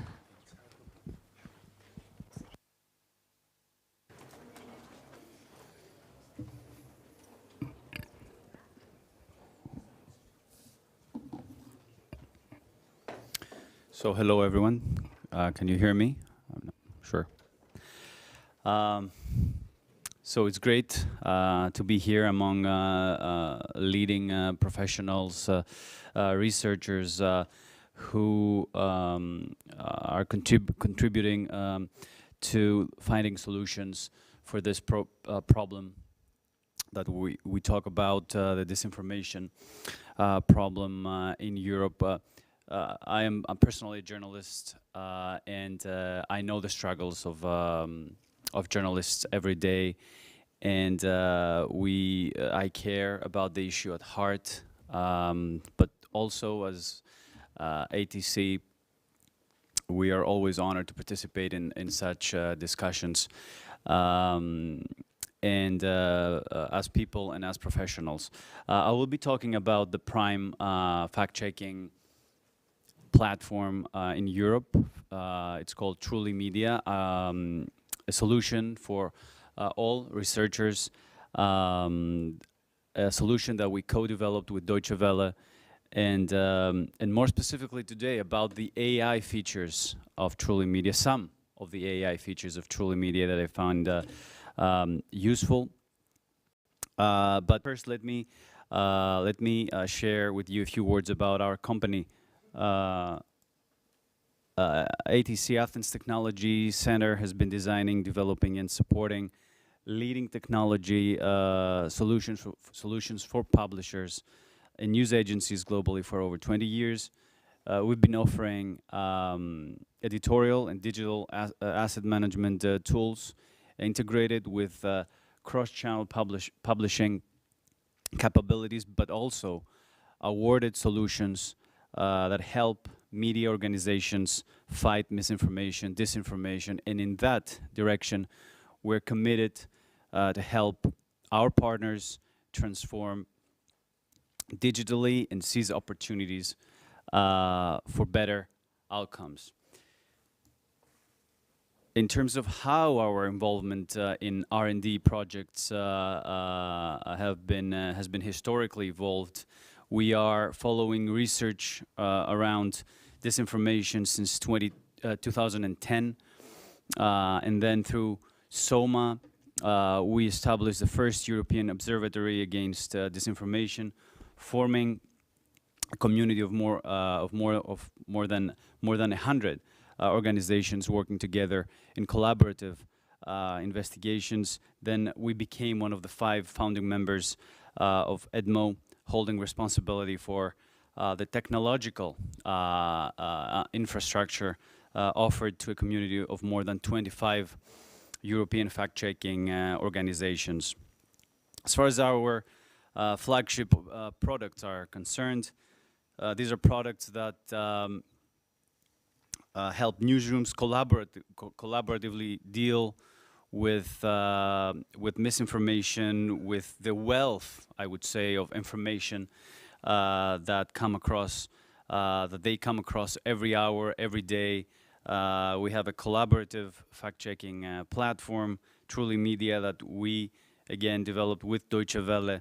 And what it does is actually it helps analyze and verify user-generated content in real time. And on the other hand, we have TruthNest. It's an enhanced Twitter analytics tool that helps identify true influencers and detect trolls and bots based on Twitter accounts, on Twitter accounts activity, network, and influence. Now, this is, we're very happy that all this expertise that I've been talking about has granted us with valuable long-term partnerships with high acclaimed outlets such as Reuters, Deutsche Welle, ZDF, and Bernama News Agency, just to name a few. And now, as ATC, we constantly search and care to be ahead of the curve, and so we're highly invested in researching the relation between media and artificial intelligence, which is the topic of the conference. Machine learning, but also machine learning, audio, forensics, data analytics, and more, so as to meet the constantly changing needs and the demands of the market. And we want to put all this to the service of the people, to the service of the fact-checking communities, because in the case of AI, we increasingly believe that it can open a whole new horizon for fact-checking tasks in the newsroom, and for that reason we have integrated AI supported tools within Truly Media. And let's take a quick look on what that is. For example, for instance, in the verification step that follows the one in which a user finds content online and then organizes the content in the collection. If there is a video that needs to be examined, talking about this video with Mr. President here, the user can extract quite handy information as to whether a video is likely to be true or false with a deepfake analysis. In this example, speech of Mr. Biden, it's a video that was highly contested as being possibly fake. It quickly became part of a conspiracy theory. Some people claimed it was suspicious because the president didn't seem to blink. And as you can see, it had been shared quite remarkably. But if you run a deepfake analysis in Truly Media, you will see, it became quite obvious that the video is real. The probability of it being fake is low. The fake rate is still 35%, but the video is likely true, which was finally the case. Actually, technology has improved significantly over the last years, and it enables deepfakes to blink. So the eye blinking factor is not the only one to be taken into account. But it's important to see that you have a result right away. In another example, back further on the right side of the screen, we want to determine the location of that picture, the location based on the visual, and also we can rely on AI as well. We got this picture is a wavy beach, and want to find out quickly where it might be located. And the extractor tells us that it's probably in Ipanema in Brazil, with a 55% probability percentage, and it could also be possibly located in other locations in northern areas of the country. So another useful AI-supported tool in Truly Media. Now, this is us trying to make fast assessments as to what is going on with an item in one of the collections. What if, however, we wanted to dig a little deeper and be able to learn more about about specific topics, about a rumor that's been circulating. And again, AI comes to the rescue. It chimes in and it helps us take the whole battle against disinformation into a different level, a new level, and this is done through the monitoring functionality in Truly Media. Basically, what it does is it enables the aggregation of online content from social media and other web sources based on keywords. The aggregated content is processed in real time to extract useful insights and insights like popular hashtags, top influencers, popular images, most active authors, and etc. These indications provide users with an overview of the most important aggregated insights for a given topic. Any topic that anybody in a newsroom wish to monitor, starting today and ending anytime in the future. It's a broad topic that's dominating the news possibly for a significant period of time, and whose evolution a journalist wants to be able to track daily. And in our example, the topic is COVID-19. And this is what you see here, daily track of the names, the most mentioned names around COVID-19 in a given search. Now, however, what if a search comes up with something fishy? For instance, a name seemingly unknown, a name Augusto Roux, up here on the 22nd and the 23rd of May, that was seemingly unknown, but it has spiked in the span of just 2 days. He's a guy who was hospitalized with heart inflammation during the Pfizer final trial vaccine, and but he was recorded as having COVID, which was despite having a negative test. So his name came up in the search, and we might want to know, we might want to see how it all started, how the whole thing started, and so as to assess the credibility of the source that started the initial claim. Basically, the monitoring functionality has been further enhanced to support a separate Twitter investigation that helps fact checkers and disinformation researchers discover how a rumor circulating on Twitter for the past few days or hours, how it emerged. The community detection feature presents communities which were detected within the aggregated sample. It relies on mapping social media users and hashtags, and in the end,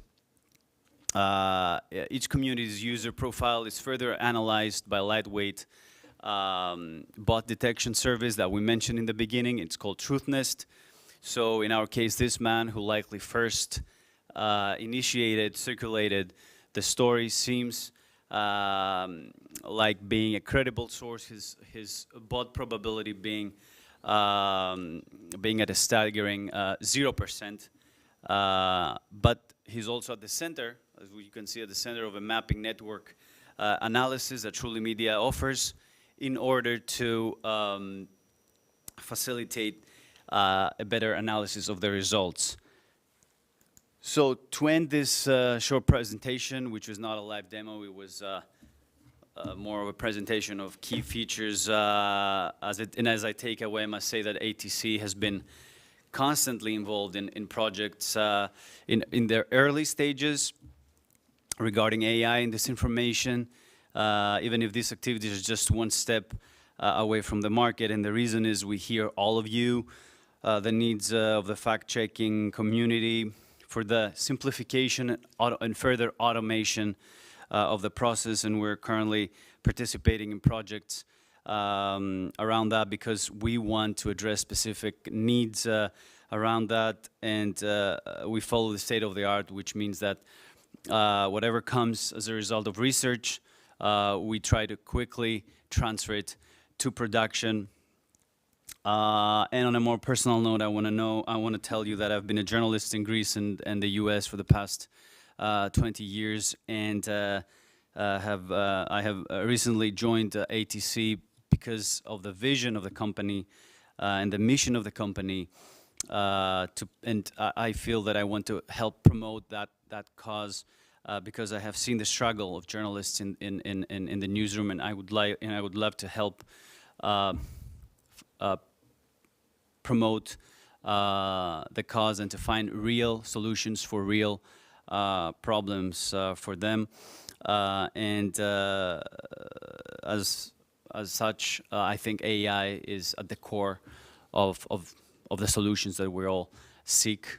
I'm available for questions on that email address, and later on, my colleague Danai will participate in the panel, and she's going to be receiving also questions. Thank you very much for your time.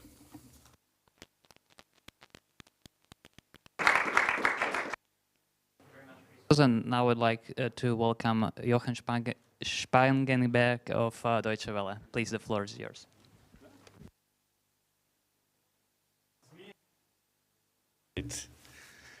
Right, so where are my notes? I don't have any notes, I just have to look here. Yeah, very warm welcome. So I won't be introducing myself. Just somebody tell me this is the magic one, so press and it works on. Right, so I will talk about something that you've heard a little bit about before, namely from Kalina Boncheva about, I don't know, an hour ago when she was here on the screen from Sheffield in the UK. I will talk about this verification plugin. And this is a component, a part of what was developed in the project We Verify that Kalina also talked about. So this is going to be a tour de force. I was told I have 10 minutes. But we seem to be flexible with the time. I don't know. But I run my stopwatch here and I try to really stick to the 10 minutes. So be prepared for a speedy presentation.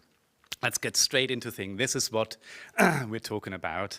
And this is just to show you, or this is just to symbolize that there's such a plethora, there's such a massive amount of really useful tools.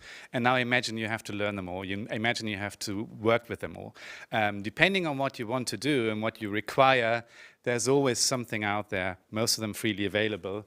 But it takes some time to get to used to them. And this will play a role later on. We Verify, as you've heard, has been a European EU co-financed project. It's building on work that we did before in the so-called INVIT project. So basically this team, or a part of this team, has been working together for quite a number of years, and we're very happy with some of the results coming out of that, that are also results that we can build on in the future. This is just some context, you don't have to memorize it. This was just the original concept of the platform, of the infrastructure, but I won't spend much time on it because what I really want to focus on is this so-called plugin, the verification plugin that is out there, that is available to you, to anybody who wants to use it. Now, when I say anybody, who could this be? It could be people working in the media industry, like journalists or fact checkers. It could be people, or it is people in the human rights sector, human rights investigators or human rights violation investigators.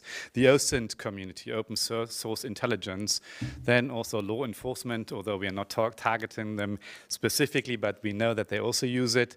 And what is it about? What's the concept behind it? Well, as you can see there, we have developed some own tools, some features using AI, using all sorts of different technologies, and we're also integrating third-party tools. As you've seen, there is so much out there, but knowing what is best to use for what is sometimes in itself a challenge. So this is to give you an overview of the usage. We have about, this is looking at the period June to September, roughly about 70,000, just a bit more, weekly users, which I think is something reasonably cool.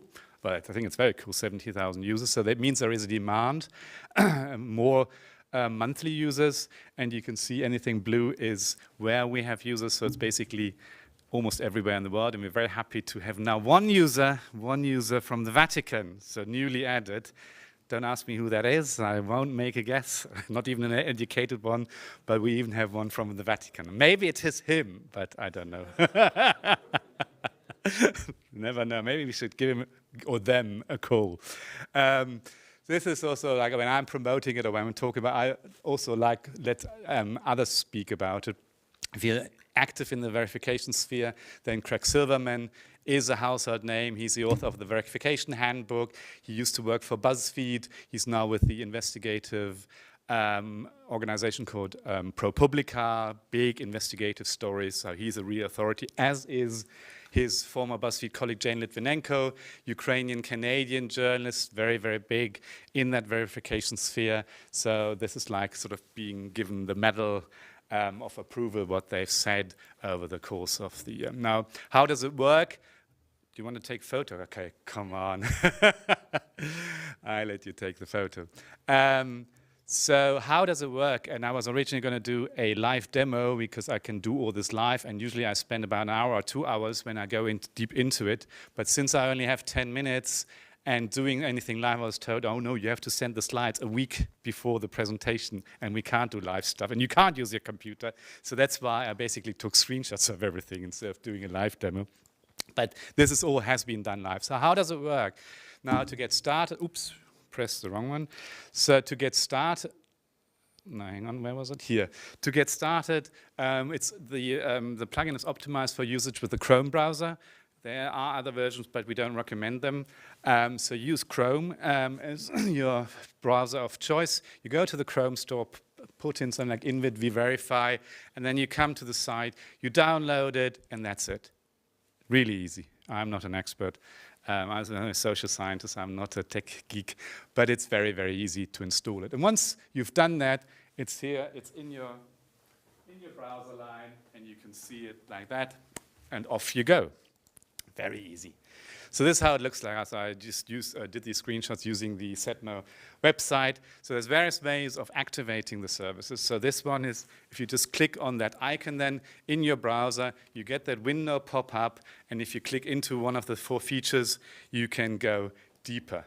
This is another way you can access and trigger the services by just using your mouse, right-click, and it's really, really easy. That's reusability is key. So you go into an image, do right-click, and then this window opens. Here's the plugin, and then you have a whole range of different services that are part of the plugin that you can click and immediately trigger. So you see here, for example, like the image forensic service is just one of many services. I come to that in a moment.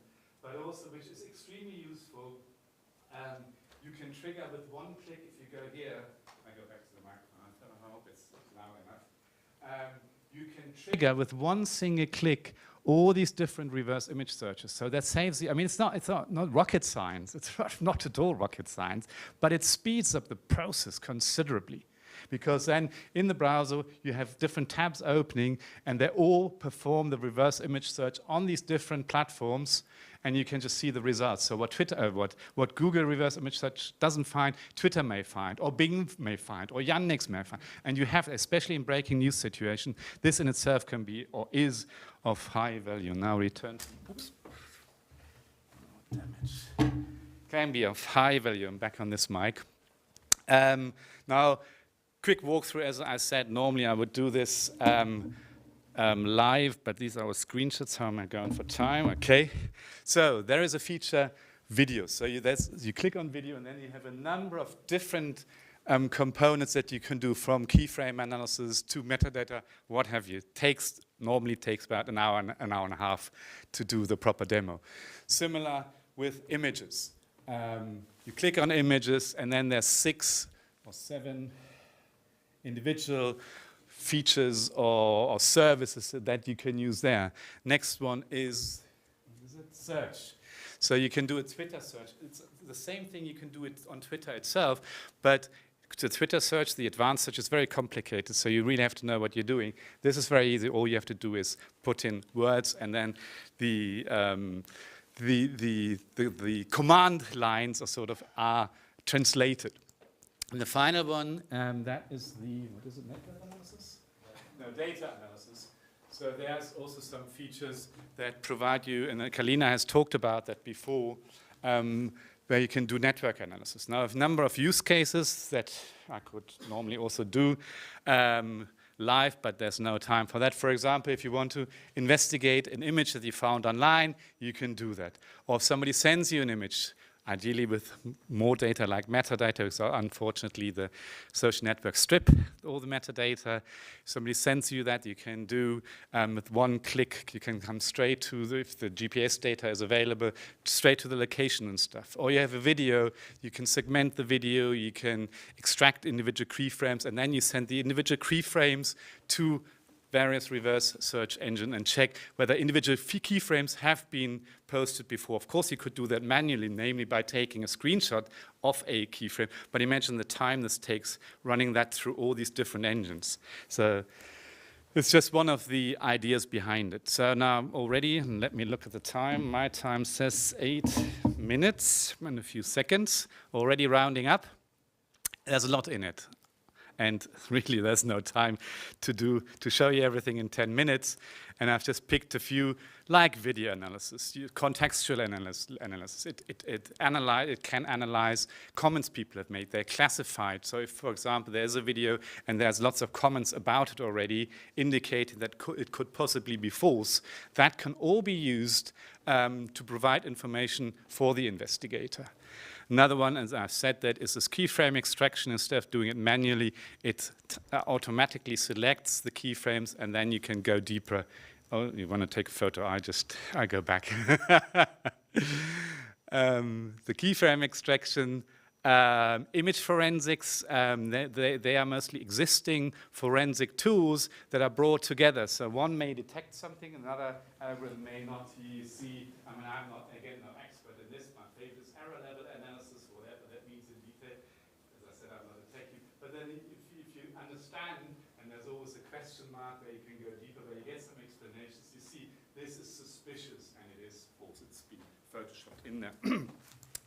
One of my favorites is this one here. It's OCR. OCR stands for Object Character Recognition. And again, it shows you beautifully the approach. So often we come across stuff like this, like photos with stuff on it. In this case, seemingly text in a language I don't understand. So what the tool does, it extracts the information, translates it into real language, because this is not language, this is an image of something written, translates it into real language, and then it's sent, in this case, to Google Translate, who translates from Arabic into English. So again, usability is key. Imagine you don't, or at least I don't, understand a particular language, and you have something like that that shows you, that gives you an idea of what they're talking about. This is the approach. This is what we're doing. And again, combining, on the one hand, existing technology and developing our own and integrating it in there. And I said that these tools are all, reverse image search engines, are all integrated. They have strengths and weaknesses. So that's the idea. One reverse image search may be good for one thing, the other one for another. But if you use them all, you're highly likely to get some useful results out of it. This is, by the way, not up to date. I think it's from 2019, so they may have changed, but that doesn't really matter. I just want to outline the concept. Now, if you are a journalist or investigator, then here's some advice what you could or should do. And number one I put here is familiarize yourself with tools and features. And this does take some time. I mean, it doesn't fall from the sky. I always say that when I teach or when I train, you have to invest time. I also say that to managers, you can't expect a journalist to know all this just from out of nowhere. You have to provide for some time to learn how to use technology and features. Whether it's here, whether it's on all these other OSINT technologies, there's a lot of useful stuff, but there's also a lot of stuff that may be completely useless. You just have to find out for yourself what is useful for your own work. And once you do that, practice, practice, practice. And I have to say, I sometimes lose oversight because there's so much out there, and I'm not working on a daily basis as a journalist, so I'm always overwhelmed with what is out there. Now, If you are a journalist or investigator, you can also get access to advanced tools that are not open to everybody.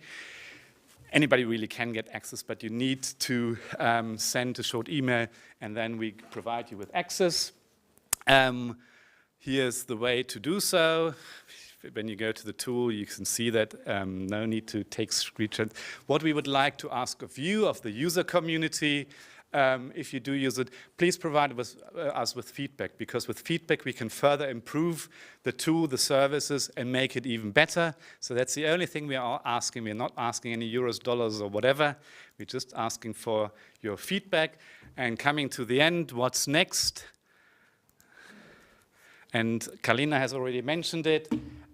We have started with Keynet, with the University of Sheffield, with 14 partners in total. This new project called Vera AI stands for Verification Assisted by Artificial Intelligence. There will be a website. You've got the URL there. It's not live yet. It will take till November or so. And Kalina, I fact-checked her. I verified it.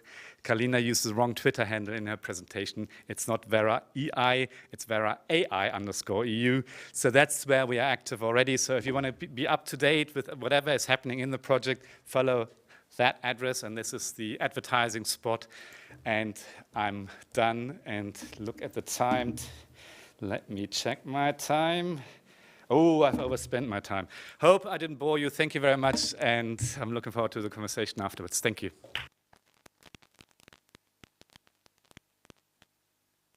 Thank you, Jochen, and thank you for tackling the time challenge. And now I would like to invite Michal Trnka from Gerolata.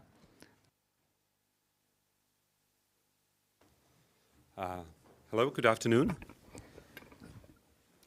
So I have been invited to give a short presentation of our product called Gerolata Juno. So first I would like to start with very brief introductions. So my name is Michal Trnka. I'm from a company called Gerolata Technologies. And we are basically a tech startup based in Bratislava, Slovakia, with a mission to support democracies in their fight against disinformation and hostile propaganda. The speakers before me were presenting very interesting tools designed mostly to help fact-checkers and online investigators to verify the truthfulness of a certain content online. We in Gerolata have a slightly different approach to fighting propaganda and fighting disinformation. And we are focusing on helping democratic institutions in their strategic communications, open source intelligence, and content research activities. So our typical customers would be, as I mentioned, the democratic institutions. That would be different ministries, etc., but also law enforcement units, the military, and also academic researchers. So Gerolata Juno is our monitoring and analytical platform, which is basically a software as a service online web application that has been designed specifically for these professionals. At the core of our platform, or the foundation upon everything else is built on, is the monitoring capability. This monitoring has been built specifically for the purposes of information security, meaning that we have real-time data from 6 different platforms, which are the usual, so the web, Facebook, Twitter, YouTube, but also Kontakte and Telegram, which are very relevant in the information security field. So this real-time data comes in a fast and accurate way.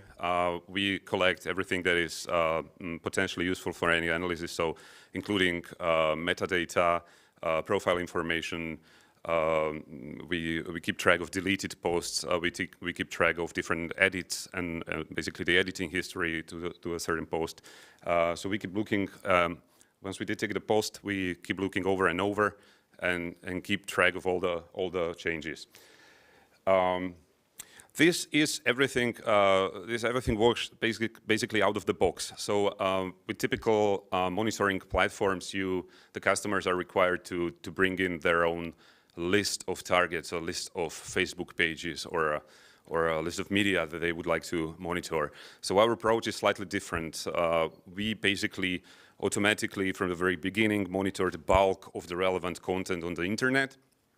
So you can immediately start working on your research and start working on your monitoring projects. Of course, the customers are invited to bring more data if they want. Once we capture the data, the key feature is to be able to filter and search it in a very powerful way. So of course we support full text search within all the captured content. And here I would like to stress the point that Professor Boncheva made in the previous part of the panel. Disinformation and propaganda is really cross-lingual and is cross-platform, and this is something that we in Gerulata are trying to bridge and overcome with our technology. So the full text search is of course enabled with all the features that you would expect. So Boolean logic operators, phrases, fuzzy search, synonyms, related keywords, all the bells and whistles you can possibly imagine. We have support for many natural languages. So when you're searching for a phrase in, let's say, some of the Slavic languages, these are inflected languages, so there's like modifications to the morphology of the word. This is everything built into the tool, so we have support for inflected and agglutinative languages, such as the Slavic languages or Hungarian, etc. Besides text search, we have also a number of specialized search tools, some of which you could have seen actually in the presentations before me. So image similarity search is basically something like an image reverse search within our data. So we are able to track, let's say, a meme or a photo that has been posted on Telegram, so we can actually see that it originated somewhere on Kontakte or somewhere else. We are able to track the particular piece of graphics. We can do biometric search, so we do facial recognition, and we can look for if we are researching a person, we can see all the content covering the particular person, even if it doesn't mention the name. We also do using machine learning models. We also do named entity recognition. So we extract all the names, organization names, locations, etc. So everything basically that is available in the content, we try to extract it and provide it in a structured way to our clients. One upcoming feature that we do is text search in video. So more and more disinformation and propaganda content is coming in a form of videos. So this is the cross-modality issue that Professor Boncheva was bringing up. And we are trying to address it with machine learning. So we have a model that converts speech to text, and then we make the text searchable in the same way as any other content that is already in the platform. And the last thing that I would like to highlight in this particular field is semantic search. So we, besides working with keywords and with traditional text search, we also support semantic search, which is basically search based on a similarity of meaning instead of using the same keywords. This again leverages another machine learning model. So this works with a large-scale language model, which is cross-lingual. So basically works across languages. So in this example, I'm searching for a phrase, President Putin is a protector of traditional values. And I find the statement across different languages. So I think it's Slovak, Russian, and even Arabic there. So we support a number of languages, and we are able to match the content based on not keywords, but actually similarity of meaning. So this is very, very useful when you are actually researching something and you need to cross the borders and you need to cross the limitations of your own language skill set. There are many built-in analytical tools. We calculate and automatically generate a lot of useful metrics and statistics for all content and all the different sources we monitor. So different kind of performance characteristics, etc. And these are available for you to work with. So you can sort, you can filter, etc. based on all of these metrics. But we also have the possibility for our users to generate on-demand analysis and plots. So these are some random examples of what can be done. So it's different heat maps, it's performance analysis, all kinds of different charts and leaderboards can be generated directly in the app and shared with your colleagues. So these were some very basic features. There are many, many more. Unfortunately, we have very limited time. We are used to do demos of our platform in around 90 minutes. So I'm really trying to cut this short. So don't want to mention all of that. We have a lot of collaboration features. We have specific features for data annotations. That has been a big topic today. Annotating data and labeling data, so we can do it directly inside of the platform. But one feature that I would like to particularly highlight today is our graph technology we call the Universe Graph. So we have seen even today, and I'm pretty convinced that as well before today, you have seen many times using graph or network analysis in the context of social network analysis, because that's actually what makes sense. That's the standard toolkit to analyze this. Our graph technology or our graph data is, I would say, not an ordinary graph. There are several important differences. First of all, it is a massive scale knowledge graph. So we are not talking about thousands of actors here. We are talking about billions of nodes and edges. So this is really massive scale. And this graph is a knowledge graph that maps out various interactions between sources, contents, different kind of entities. So this could be, of course, the obvious, like a Twitter account is retweeting another Twitter account, or a Facebook page is sharing something. But these are also connections that are less obvious, such as using the same content, using the same image, working with similar URLs, anything that basically constitutes any kind of connection that might seem accidental, but on the large, when you aggregate it all together, then it actually draws a picture. So that's one difference. This is also built automatically and in real time. So instead of putting together a data set and then importing it into some kind of specialized tool, this is, as we capture content in real time, this is automatically analyzed and imported into our graph database and available for users to work with. It has a time dimension, which is useful because sometimes you wanna analyze the changes in connections and changes in the clusters of different actors over time. So let's say in the era before COVID and after COVID, what happened, how the connections changed. So this is also possible. And the graph can be explored in application using our built-in Graph Explorer.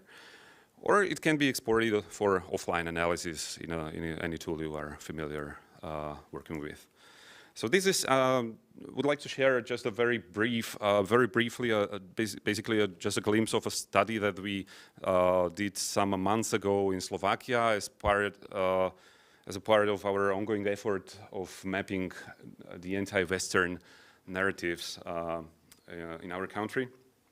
And basically what we are looking at is a map that is a subgraph showing all the different information actors who are active in the field of geopolitics. So different Facebook pages, websites, domains, other accounts that are discussing geopolitics. And this is actually very nice visual clue. Just by looking at the picture, we can see different clusters of actors. So we see the government accounts on your right in the blue. We see the mainstream media, so the national TVs and the major press outlets. And we also see a network of a tightly knit disinformation actors. So these are different junk news outlets or different disinformation influencers and other toxic actors. And we also see a lot of political clusters around that. So either far-right extremists, or it might be far-left extremists, different kinds of populists, etc. And we see how it all connects together. So just the graph information is, in my opinion, quite useful to actually understand how the information landscape looks.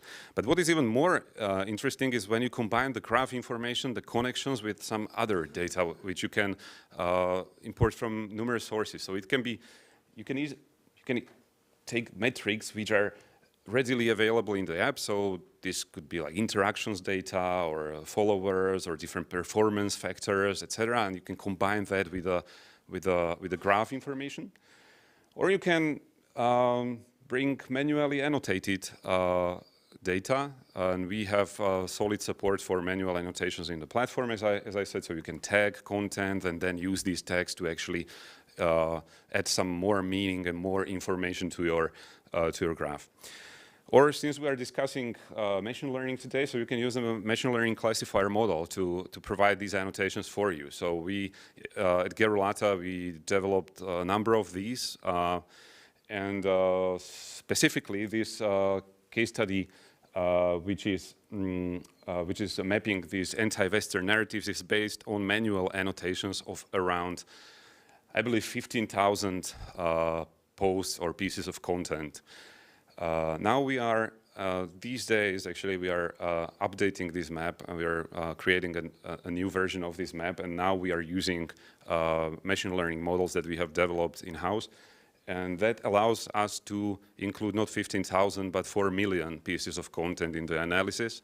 So the picture will be much more complete. The clustering and the layout of the graph will be much more accurate and will much more accurately reflect the actual reality. So this is how it looks when we actually import the sentiment or the stance towards the, so we can see in the red the anti-Western actors, and in the blue the pro-Western actors, and this actually gives you some picture of that looks like we have a problem here, right? I mean, most of the actors active in the geopolitical field are anti-Western. And you can also identify structural challenges, because in this graph we have these edges, these connections have directions. So you can see who are the content producers, who are the aggregators, who are the super spreaders, and because of that you can see structural problems for our strategy communications. So here we see that the pro-Russian segment on the left is benefiting from potent amplification effects provided by the disinformation network in the middle, and the pro-Western players do not have any such benefit with the mainstream media. So we can use this information not only to map out the information landscape, but we have been able to actually recognize a mounting crisis. So now in our country there's a lot of social research into perceptions of the population towards the Russian aggression, towards Putin, etc. And it actually comes out that the data is quite frightening. There is almost half of the population is supporting Russian invasion in a way. So our perspective is that, okay, well, this should have been anticipated, because looking at the information landscape, this is what the people are actually living in, and they're flooded and spammed by the anti-Western narratives. So we've been able to uncover the key actors, creators, and also identify threats and opportunities for strategic communications in our governmental institutions. So I'll cut it here. I'm running late, I think. If you are interested in knowing more about our technology, or would like to work with our data, please talk to us. We'll be here today, tomorrow as well, or visit our website, gerulata.com. And thank you very much for your attention.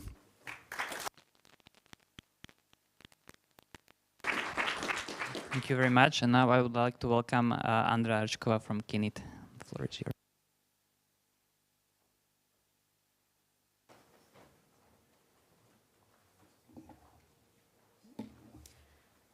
Hello.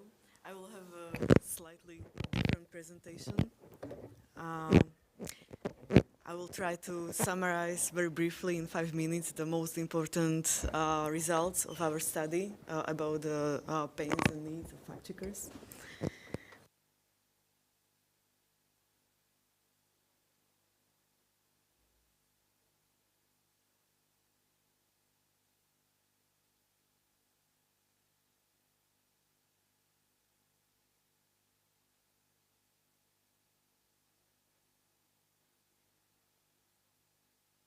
for fact checkers.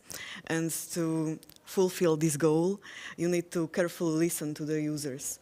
And we carefully listened in our in-depth interviews. Then we we made content analysis of these findings, and then we validated this data because we interviewed just Central European fact checkers, and we wanted to see the differences also with the European fact checkers. Mm-hmm.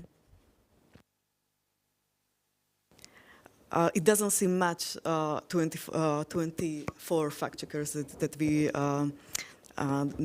we gathered answers from, but it's in fact the majority of active IFCN fact checkers in Europe. So this is the geography that we covered. You can see that there are lots of countries that are white spaces, not discovered. And so some of the most important results. There are many. If you are interested, there will be 25 pages article in the future. So the first finding is that fact checkers are also like us, but they are more overloaded by misinformation. And I mean, Gerulata is it's great tool, but they are forced to use just the free tools because of their budget, and they are using this Facebook fact-checking product and CrowdTangle that is even now endangered, that it won't be available maybe in the future. And these two tools are even not relevant, not so relevant for our languages. So how they are bypassing this problem is by creating fake social media accounts and by monitoring this misinformation by these accounts. And they are using the personalization. And this works very well. The monitoring is working well with these steps. Even by using these fake accounts, they are still missing some misinformation, some of the most important misinformation that are circulating between the users in closed ISM message services. This is particularly seen as a big problem by large fact-checking organizations. So, as they are overwhelmed, they have also problem with prioritization and filtering of this misinformation. These tools that I mentioned are focused on virality of misinformation, but this is not the most important for fact checkers, because if something is viral, it's too late. So they are more interested in what is important for society, what is factual, what has the impact on the audience. It was interesting that even they didn't have capacities to analyze the impact of their fact checks on their audience. So this is how they are working. It's very hard.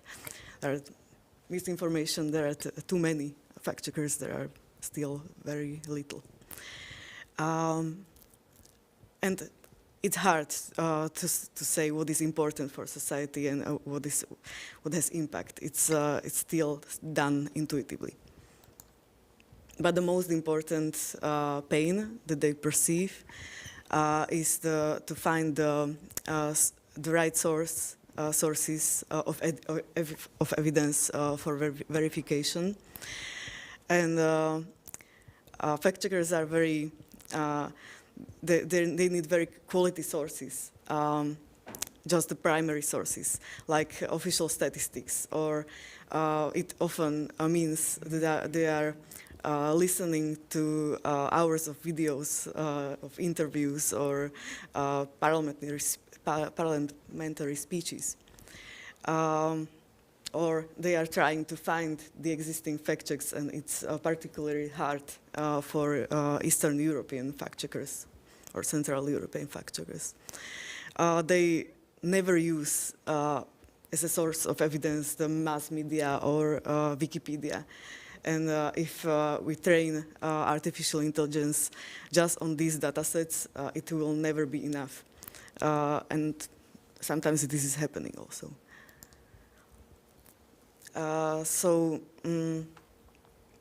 Also, this is very important pain that if they tackle one misinformation, numerous versions exist.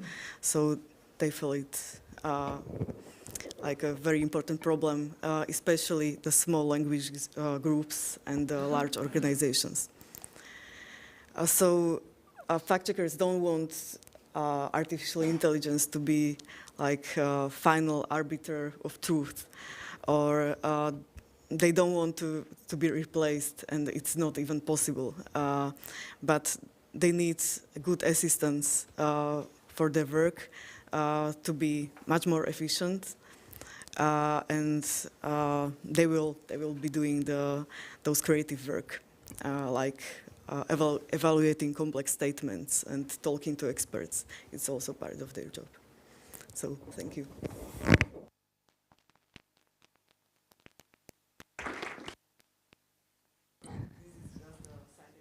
One fact checkers just to illustrate how delicate the problem is. Thank you very much, and I would like to invite all speakers for the panel discussion.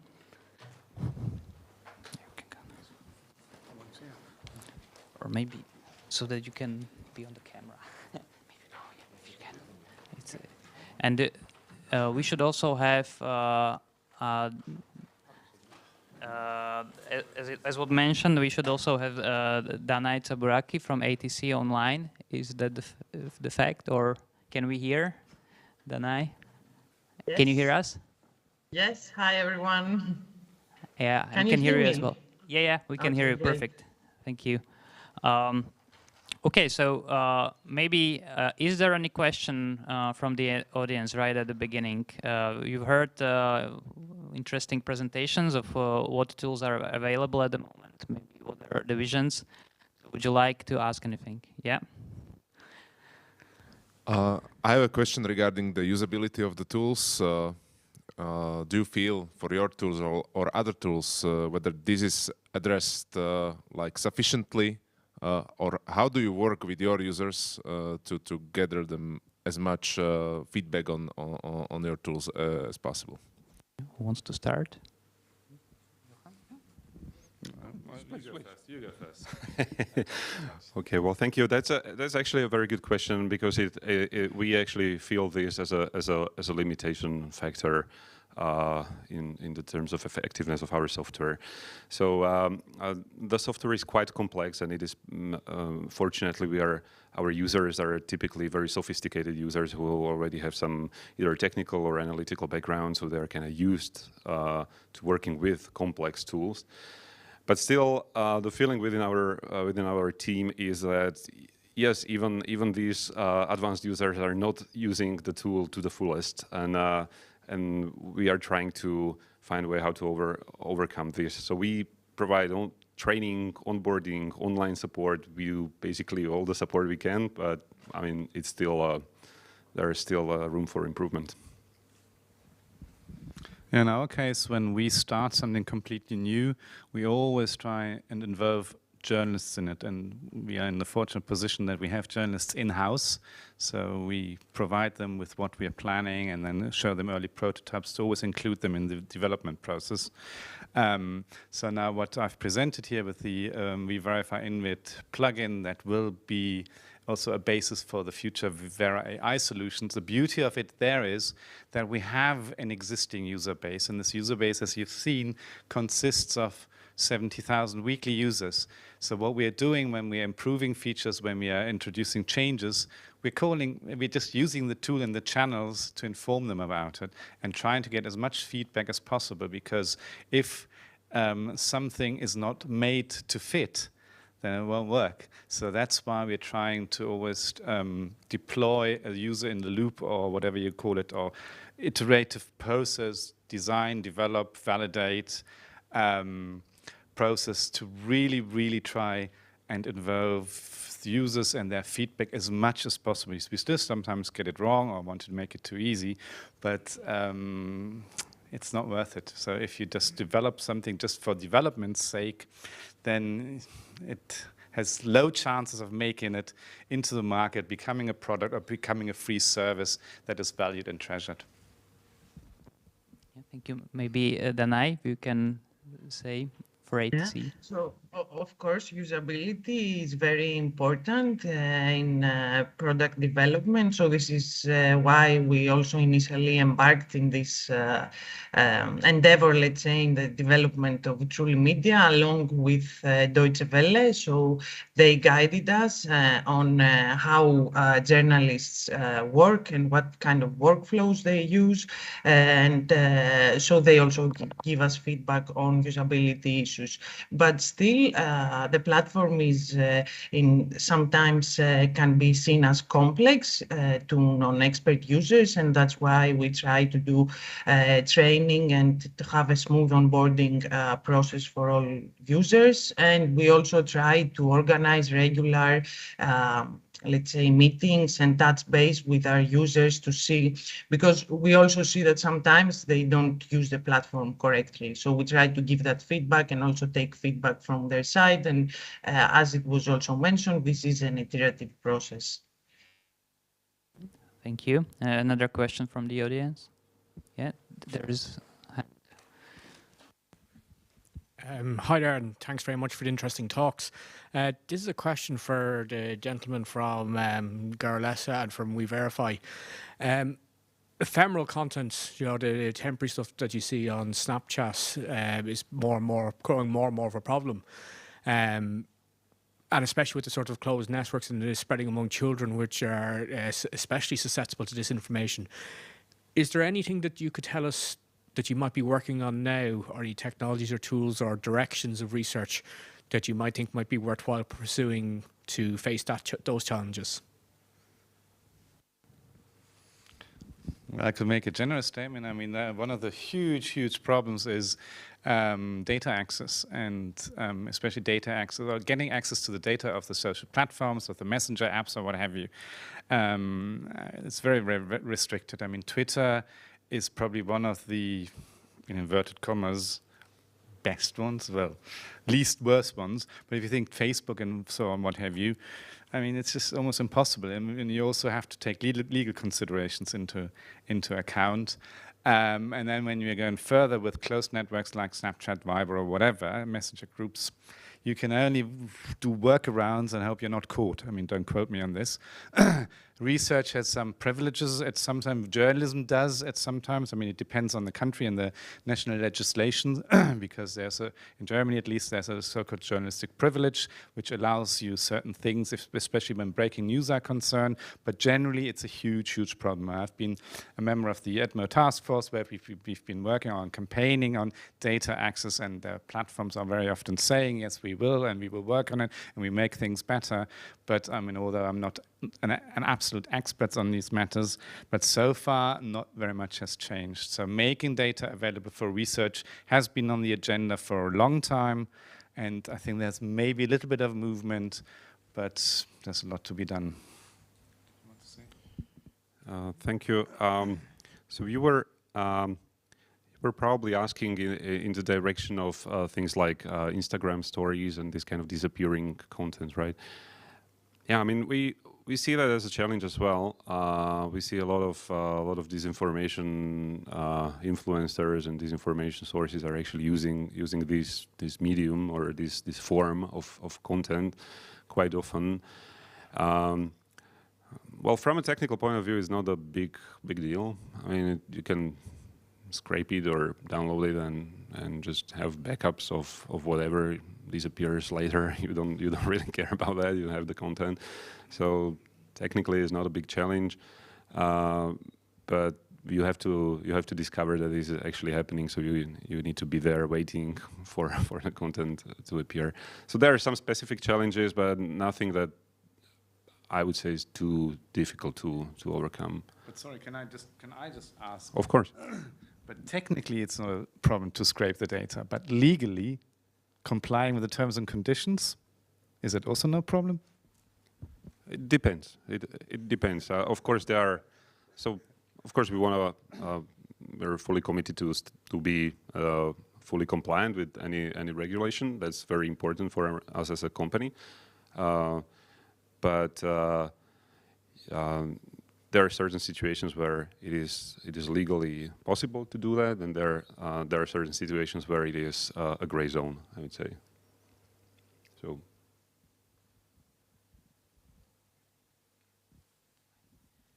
Right, thank you.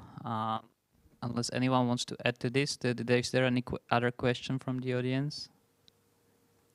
Or maybe, yeah, there is a question. Yeah, do we have a mic? Thank you. Well, first of all, congratulations for your tools. I think they are very useful. I'm thinking, listening to all of you, if we are focusing too much on tools focused on or Facebook that have accessible APIs.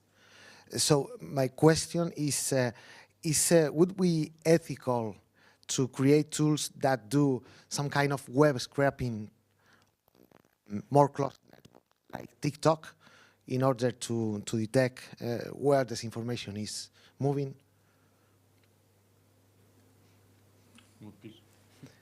Would be great to do so, and to get the access, yes. So the question is whether it would be ethical to do that? Oh, ethical, sorry. Sorry.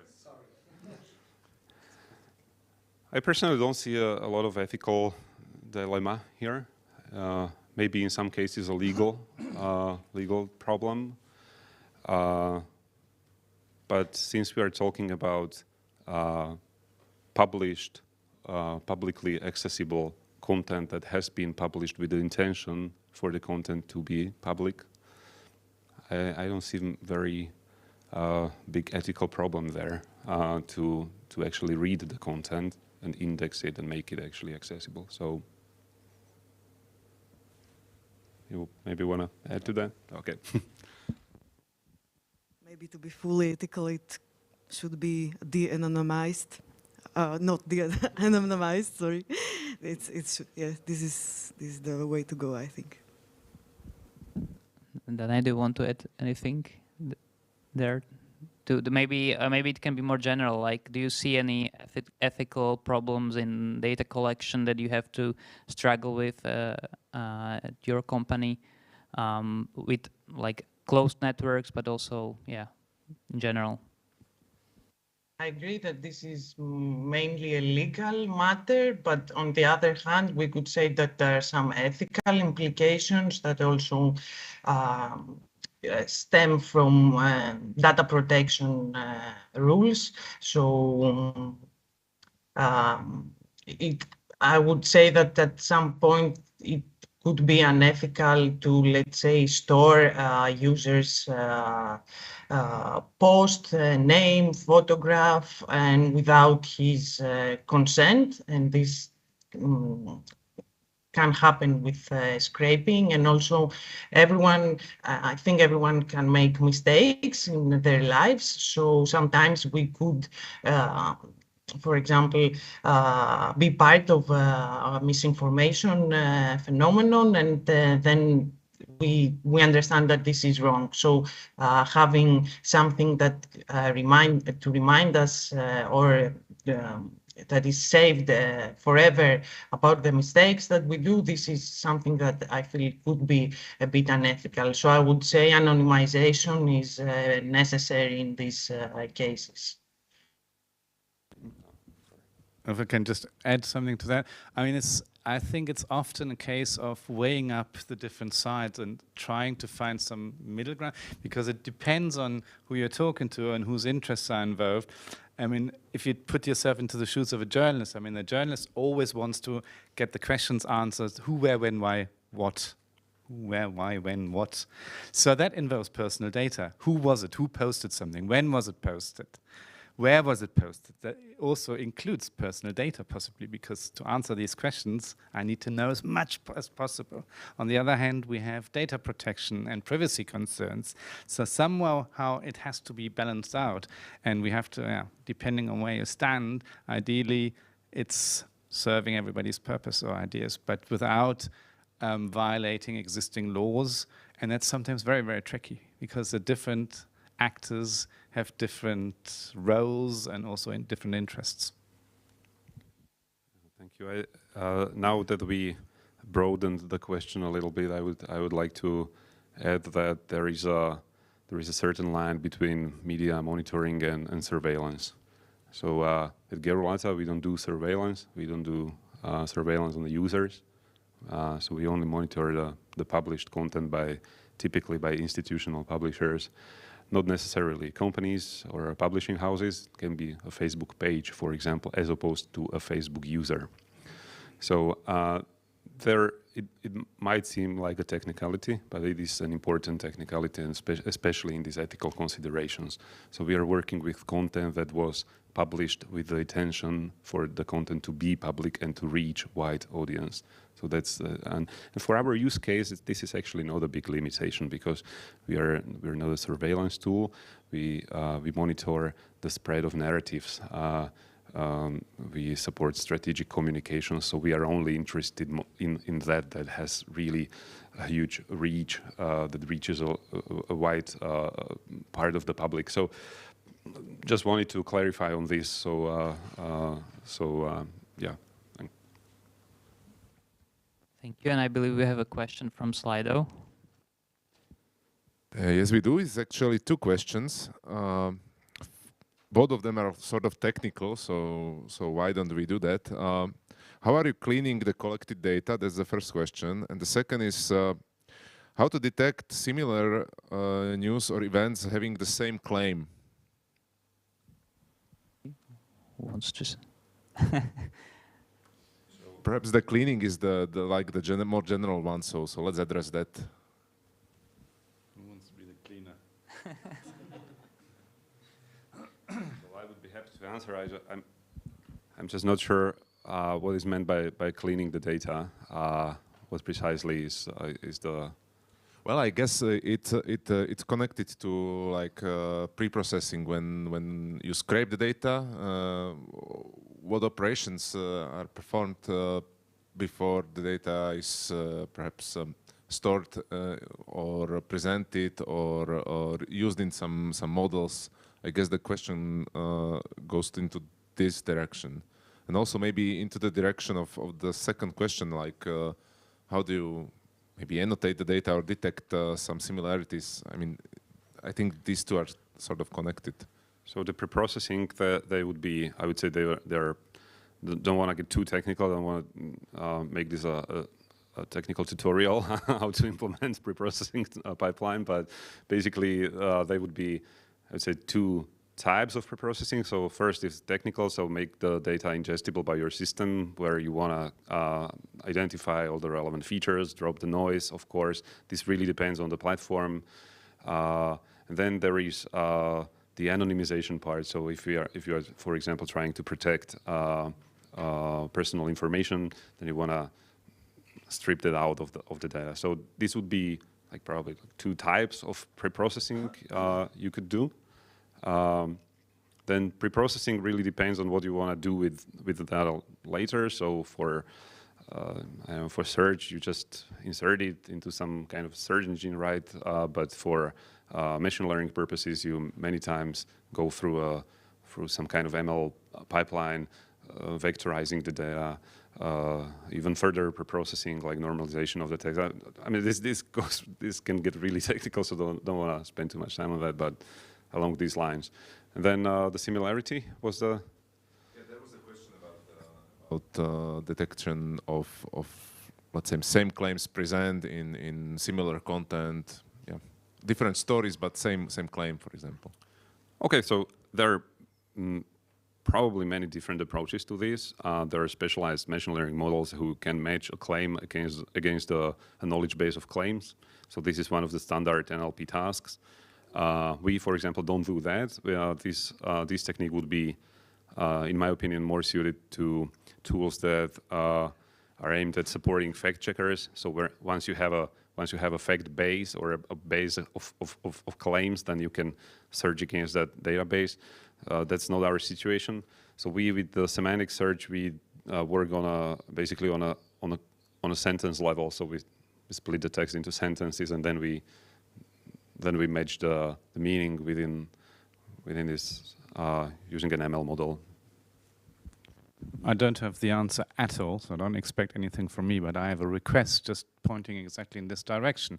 That would be a really, really, really useful service to have if one could match an upcoming claim or something that is debunked against what is all out there, what has been debunked. I mean, in the Verify project, we developed this so-called database of known fakes, but it's just like limited. And then you have the limitation with regards to language. Now, if we could have something, like say there's some claim comes up, you check it or you put it into a database, it's its own non-tech talk now, and the database tells you this has been fact-checked already because it goes through all the European languages, plus maybe even more, ideally the world's languages, and spits out, okay, this has been fact-checked or debunked by organization XYZ, which is da-da-da-da-da, and spits out. So instead of you then starting to do the whole process and debunking something that has been debunked already 20 times by other people, other organizations in different countries or languages. So if we have something like that that works across languages, that would be an extremely useful tool. You would be loved by the entire journalism and fact-checking and human rights community and what have you. And you'd probably be awarded maybe not quite a Nobel Prize, but at least a European Innovation Award or something like that. So this is what I urge researchers to do, to work on that cross-lingual and against existing work that has been done instead of reinventing the wheel. I would say that's very good news, because that's all, as was in the first part of the panel, something that we also work in the CEDMO project. So hopefully, and I think it was also in the one of the requests by the fact checkers that they would really find it. So it's backed by data as well. Do you want to add something to this, Danai? I think Joachim's request is really nice, but on the previous questions, I'm afraid I don't have a technical background, so I'm not in the capacity to answer about pre-processing and all that stuff. Mm-hmm. Okay, so but maybe just because we are maybe open, what I wanted to ask, there is everyone maybe from you have a personal wish list of things that you would like to have or for tools to be capable of doing, and I would be in realistic, so so dreams that you maybe see as feasible of achieving in the near future, or maybe something that you hear from your users that they would like to have. So what is it? So Danai, what would you like to have on the platform, or what you are working on to have including, or what your users are requesting as they would like to have? One is towards the direction that Jochen mentioned. So we work with news organizations that have pretty large media archives and archives of fact checks. So we're working on building a solution that they can easily search through the archives, and also at some part automate the process by providing clues of saying if the content and the claim that I'm currently looking at has already been debunked in a previous fact check I have done. Of course, working with multiple languages increases the complexity of the whole project. So this is something that we hear from our users, and we would like to further work on that. And the other one has to do, again, with what we have been discussing about the multi-platform, multimodal, multilingual nature of this information. And this is, it's a research field that we are also interested in, and it becomes clear that it's really necessary at this point to develop tools that can combine all this together and help fact checkers, let's say, overcome these difficulties of different languages and different countries, and especially in the European context. Thank you. Jochen, you already said something, but maybe you have more on your wish list. Of course, my wish list. My wish list is long. No, just a professional wish list. I mean, I would say personally, and I think that also speaks, I mean, I only speak now for the journalism community. Usability, one, second, usability, and third, usability. But as the list is a lot longer, but journalists also want to, or no, put it differently. Journalists are very critical, usually, at least if they're working in news or investigations and stuff. So if a machine, if an algorithm spits out something, they don't believe it. I mean, that's the principle of two sources at least. So they want to know what's behind it, why a tool, a technology came to a certain conclusion. So transparency is key. So knowing why, I mean, we're talking artificial intelligence, that needs clearer definitions anyway, but if I use that word, if an artificial intelligence, whatever that is, spits out this is true or this is false or this is highly likely to be true, the journalist wants to know why a tool, a service came to a certain conclusion. So transparency is key. So make whatever you developed transparent, and so the users, the people who are meant to work with it, understand why certain conclusions were made, on what basis, and yeah, so that's just part of my long wish list, but before I'll stop here. Thank you, perfect. Michal? Well, I'm thinking what to say. There will be probably a number of things, but maybe to go back to the previous part of the panel, annotated data is always a scarce resource, and especially in low resource languages such as many smaller European languages. So my wish would be for maybe academic researchers and academic institutions to put together some open data sets for these languages, and then maybe for you in Kinit and other machine learning experts to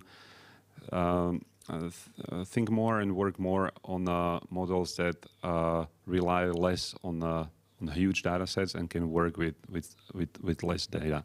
So when let's say in a classification task, a human can usually classify with just few examples, right? And the machine learning algorithms sometimes can, but the reliability is not that great.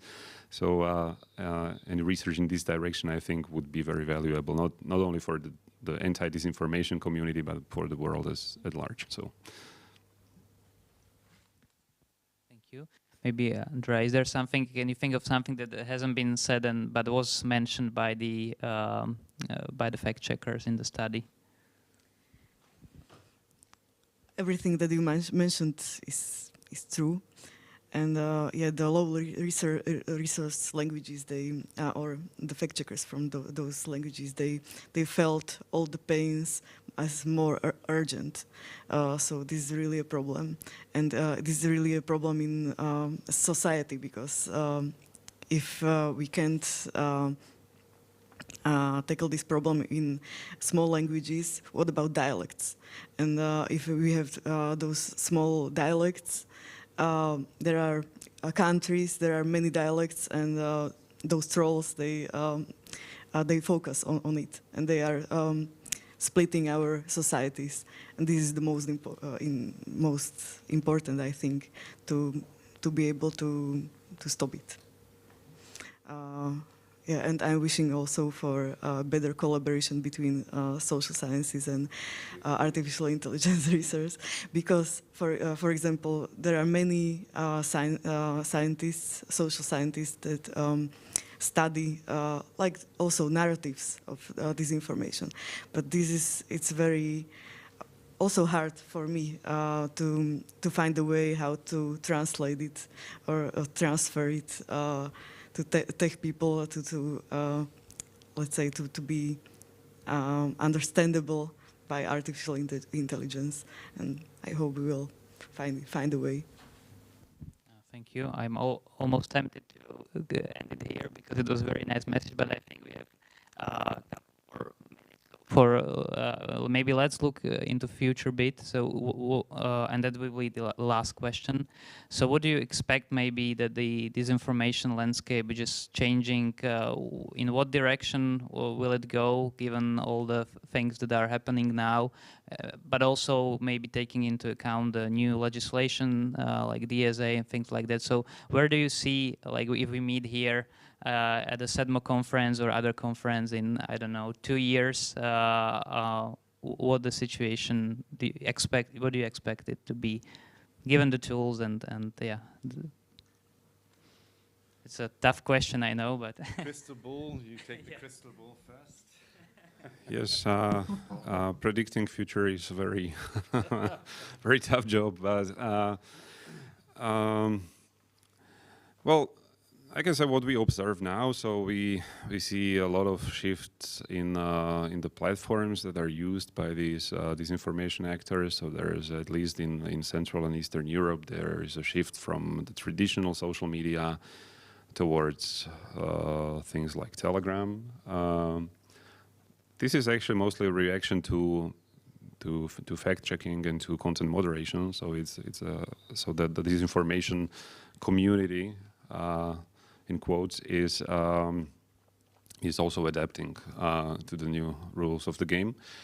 So this of course presents a challenge because of access to the data, because of the willingness of the platforms to actually cooperate and enforce some content moderation, etc. So I think that we'll see more of this. Also, video content. That's a usual thing that people say in answer to questions like this, and it's true. We see a lot of video content, which is notoriously hard to analyze. Of course, takes a lot of computational resources to work with. So that's a challenge as well. Yeah. So this would be probably the two from me. Well, like you say, the crystal ball, you can say, guess anything. I don't know. I think generally in 2 years' time we could be talking about exactly the same topics here. What will happen, I think in the meantime, tools for producing disinformation will have advanced, at least to some extent. I don't know to what extent, but it will be easier, it will be even more affordable. And the same probably goes for debunking, that tools to debunk will also have improved. I don't know to what level, but it's likely that both will improve. In terms of, you're still talking about the DSA and the new code or so, I hope that those legislative attempts will be fruitful and will be serving the purpose what they're meant for. I think that is to be applauded. I think it's good, my personal view. So maybe the ecosystem will look slightly different. I think there will still be a need for debunking, for having fact-checking organizations, for having journalists who do these jobs, because it won't stop. I mean, we've seen it if we go back.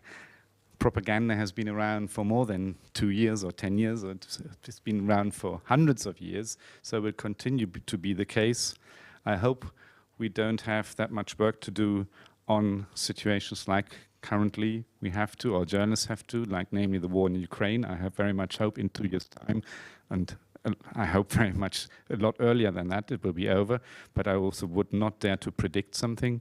So yeah, so I think you can do the same panel if you already want to plan ahead for the CEDMO conference in 2 years' time, which would be what, the final CEDMO conference. So let's see, we meet again and then we can take a recording and see what happened and what didn't. Thank you.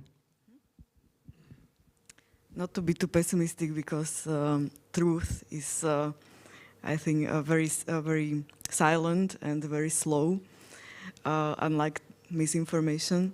So I like this conference, this platform, as it gathers people from different layers of society.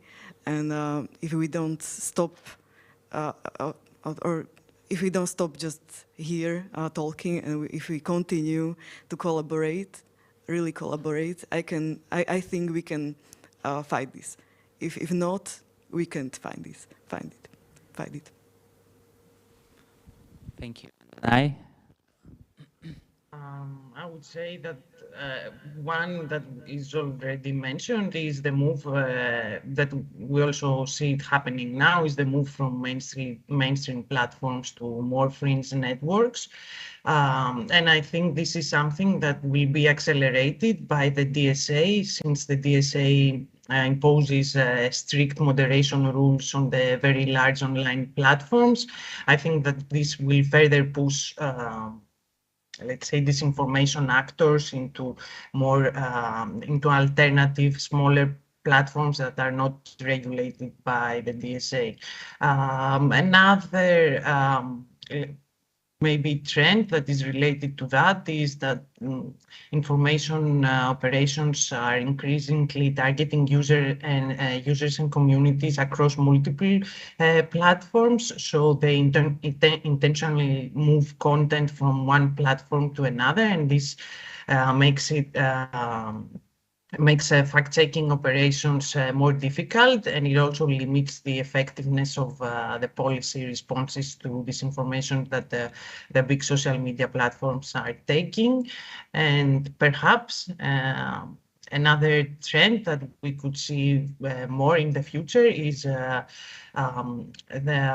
misinformation, constructing, let's say, disinformation that is hard to verify. So this content is often framed as a personal experience, or lacks a central claim, or is tend to blur facts with opinions. So this is much harder to verify, and sometimes even impossible.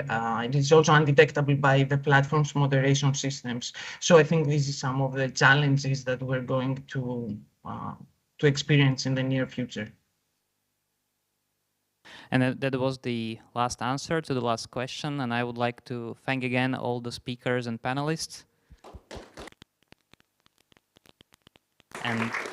And before we go, I would also like to thank our partners and sponsors, namely City of Prague, National Recovery Plan of Czech Republic, European Commission, Charles University, Municipal Library of Prague, and Microsoft. And of course, a big thanks to the audience for the questions, and also the online audience on the stream. Thank you very much, and goodbye. Thank you, everyone. Goodbye.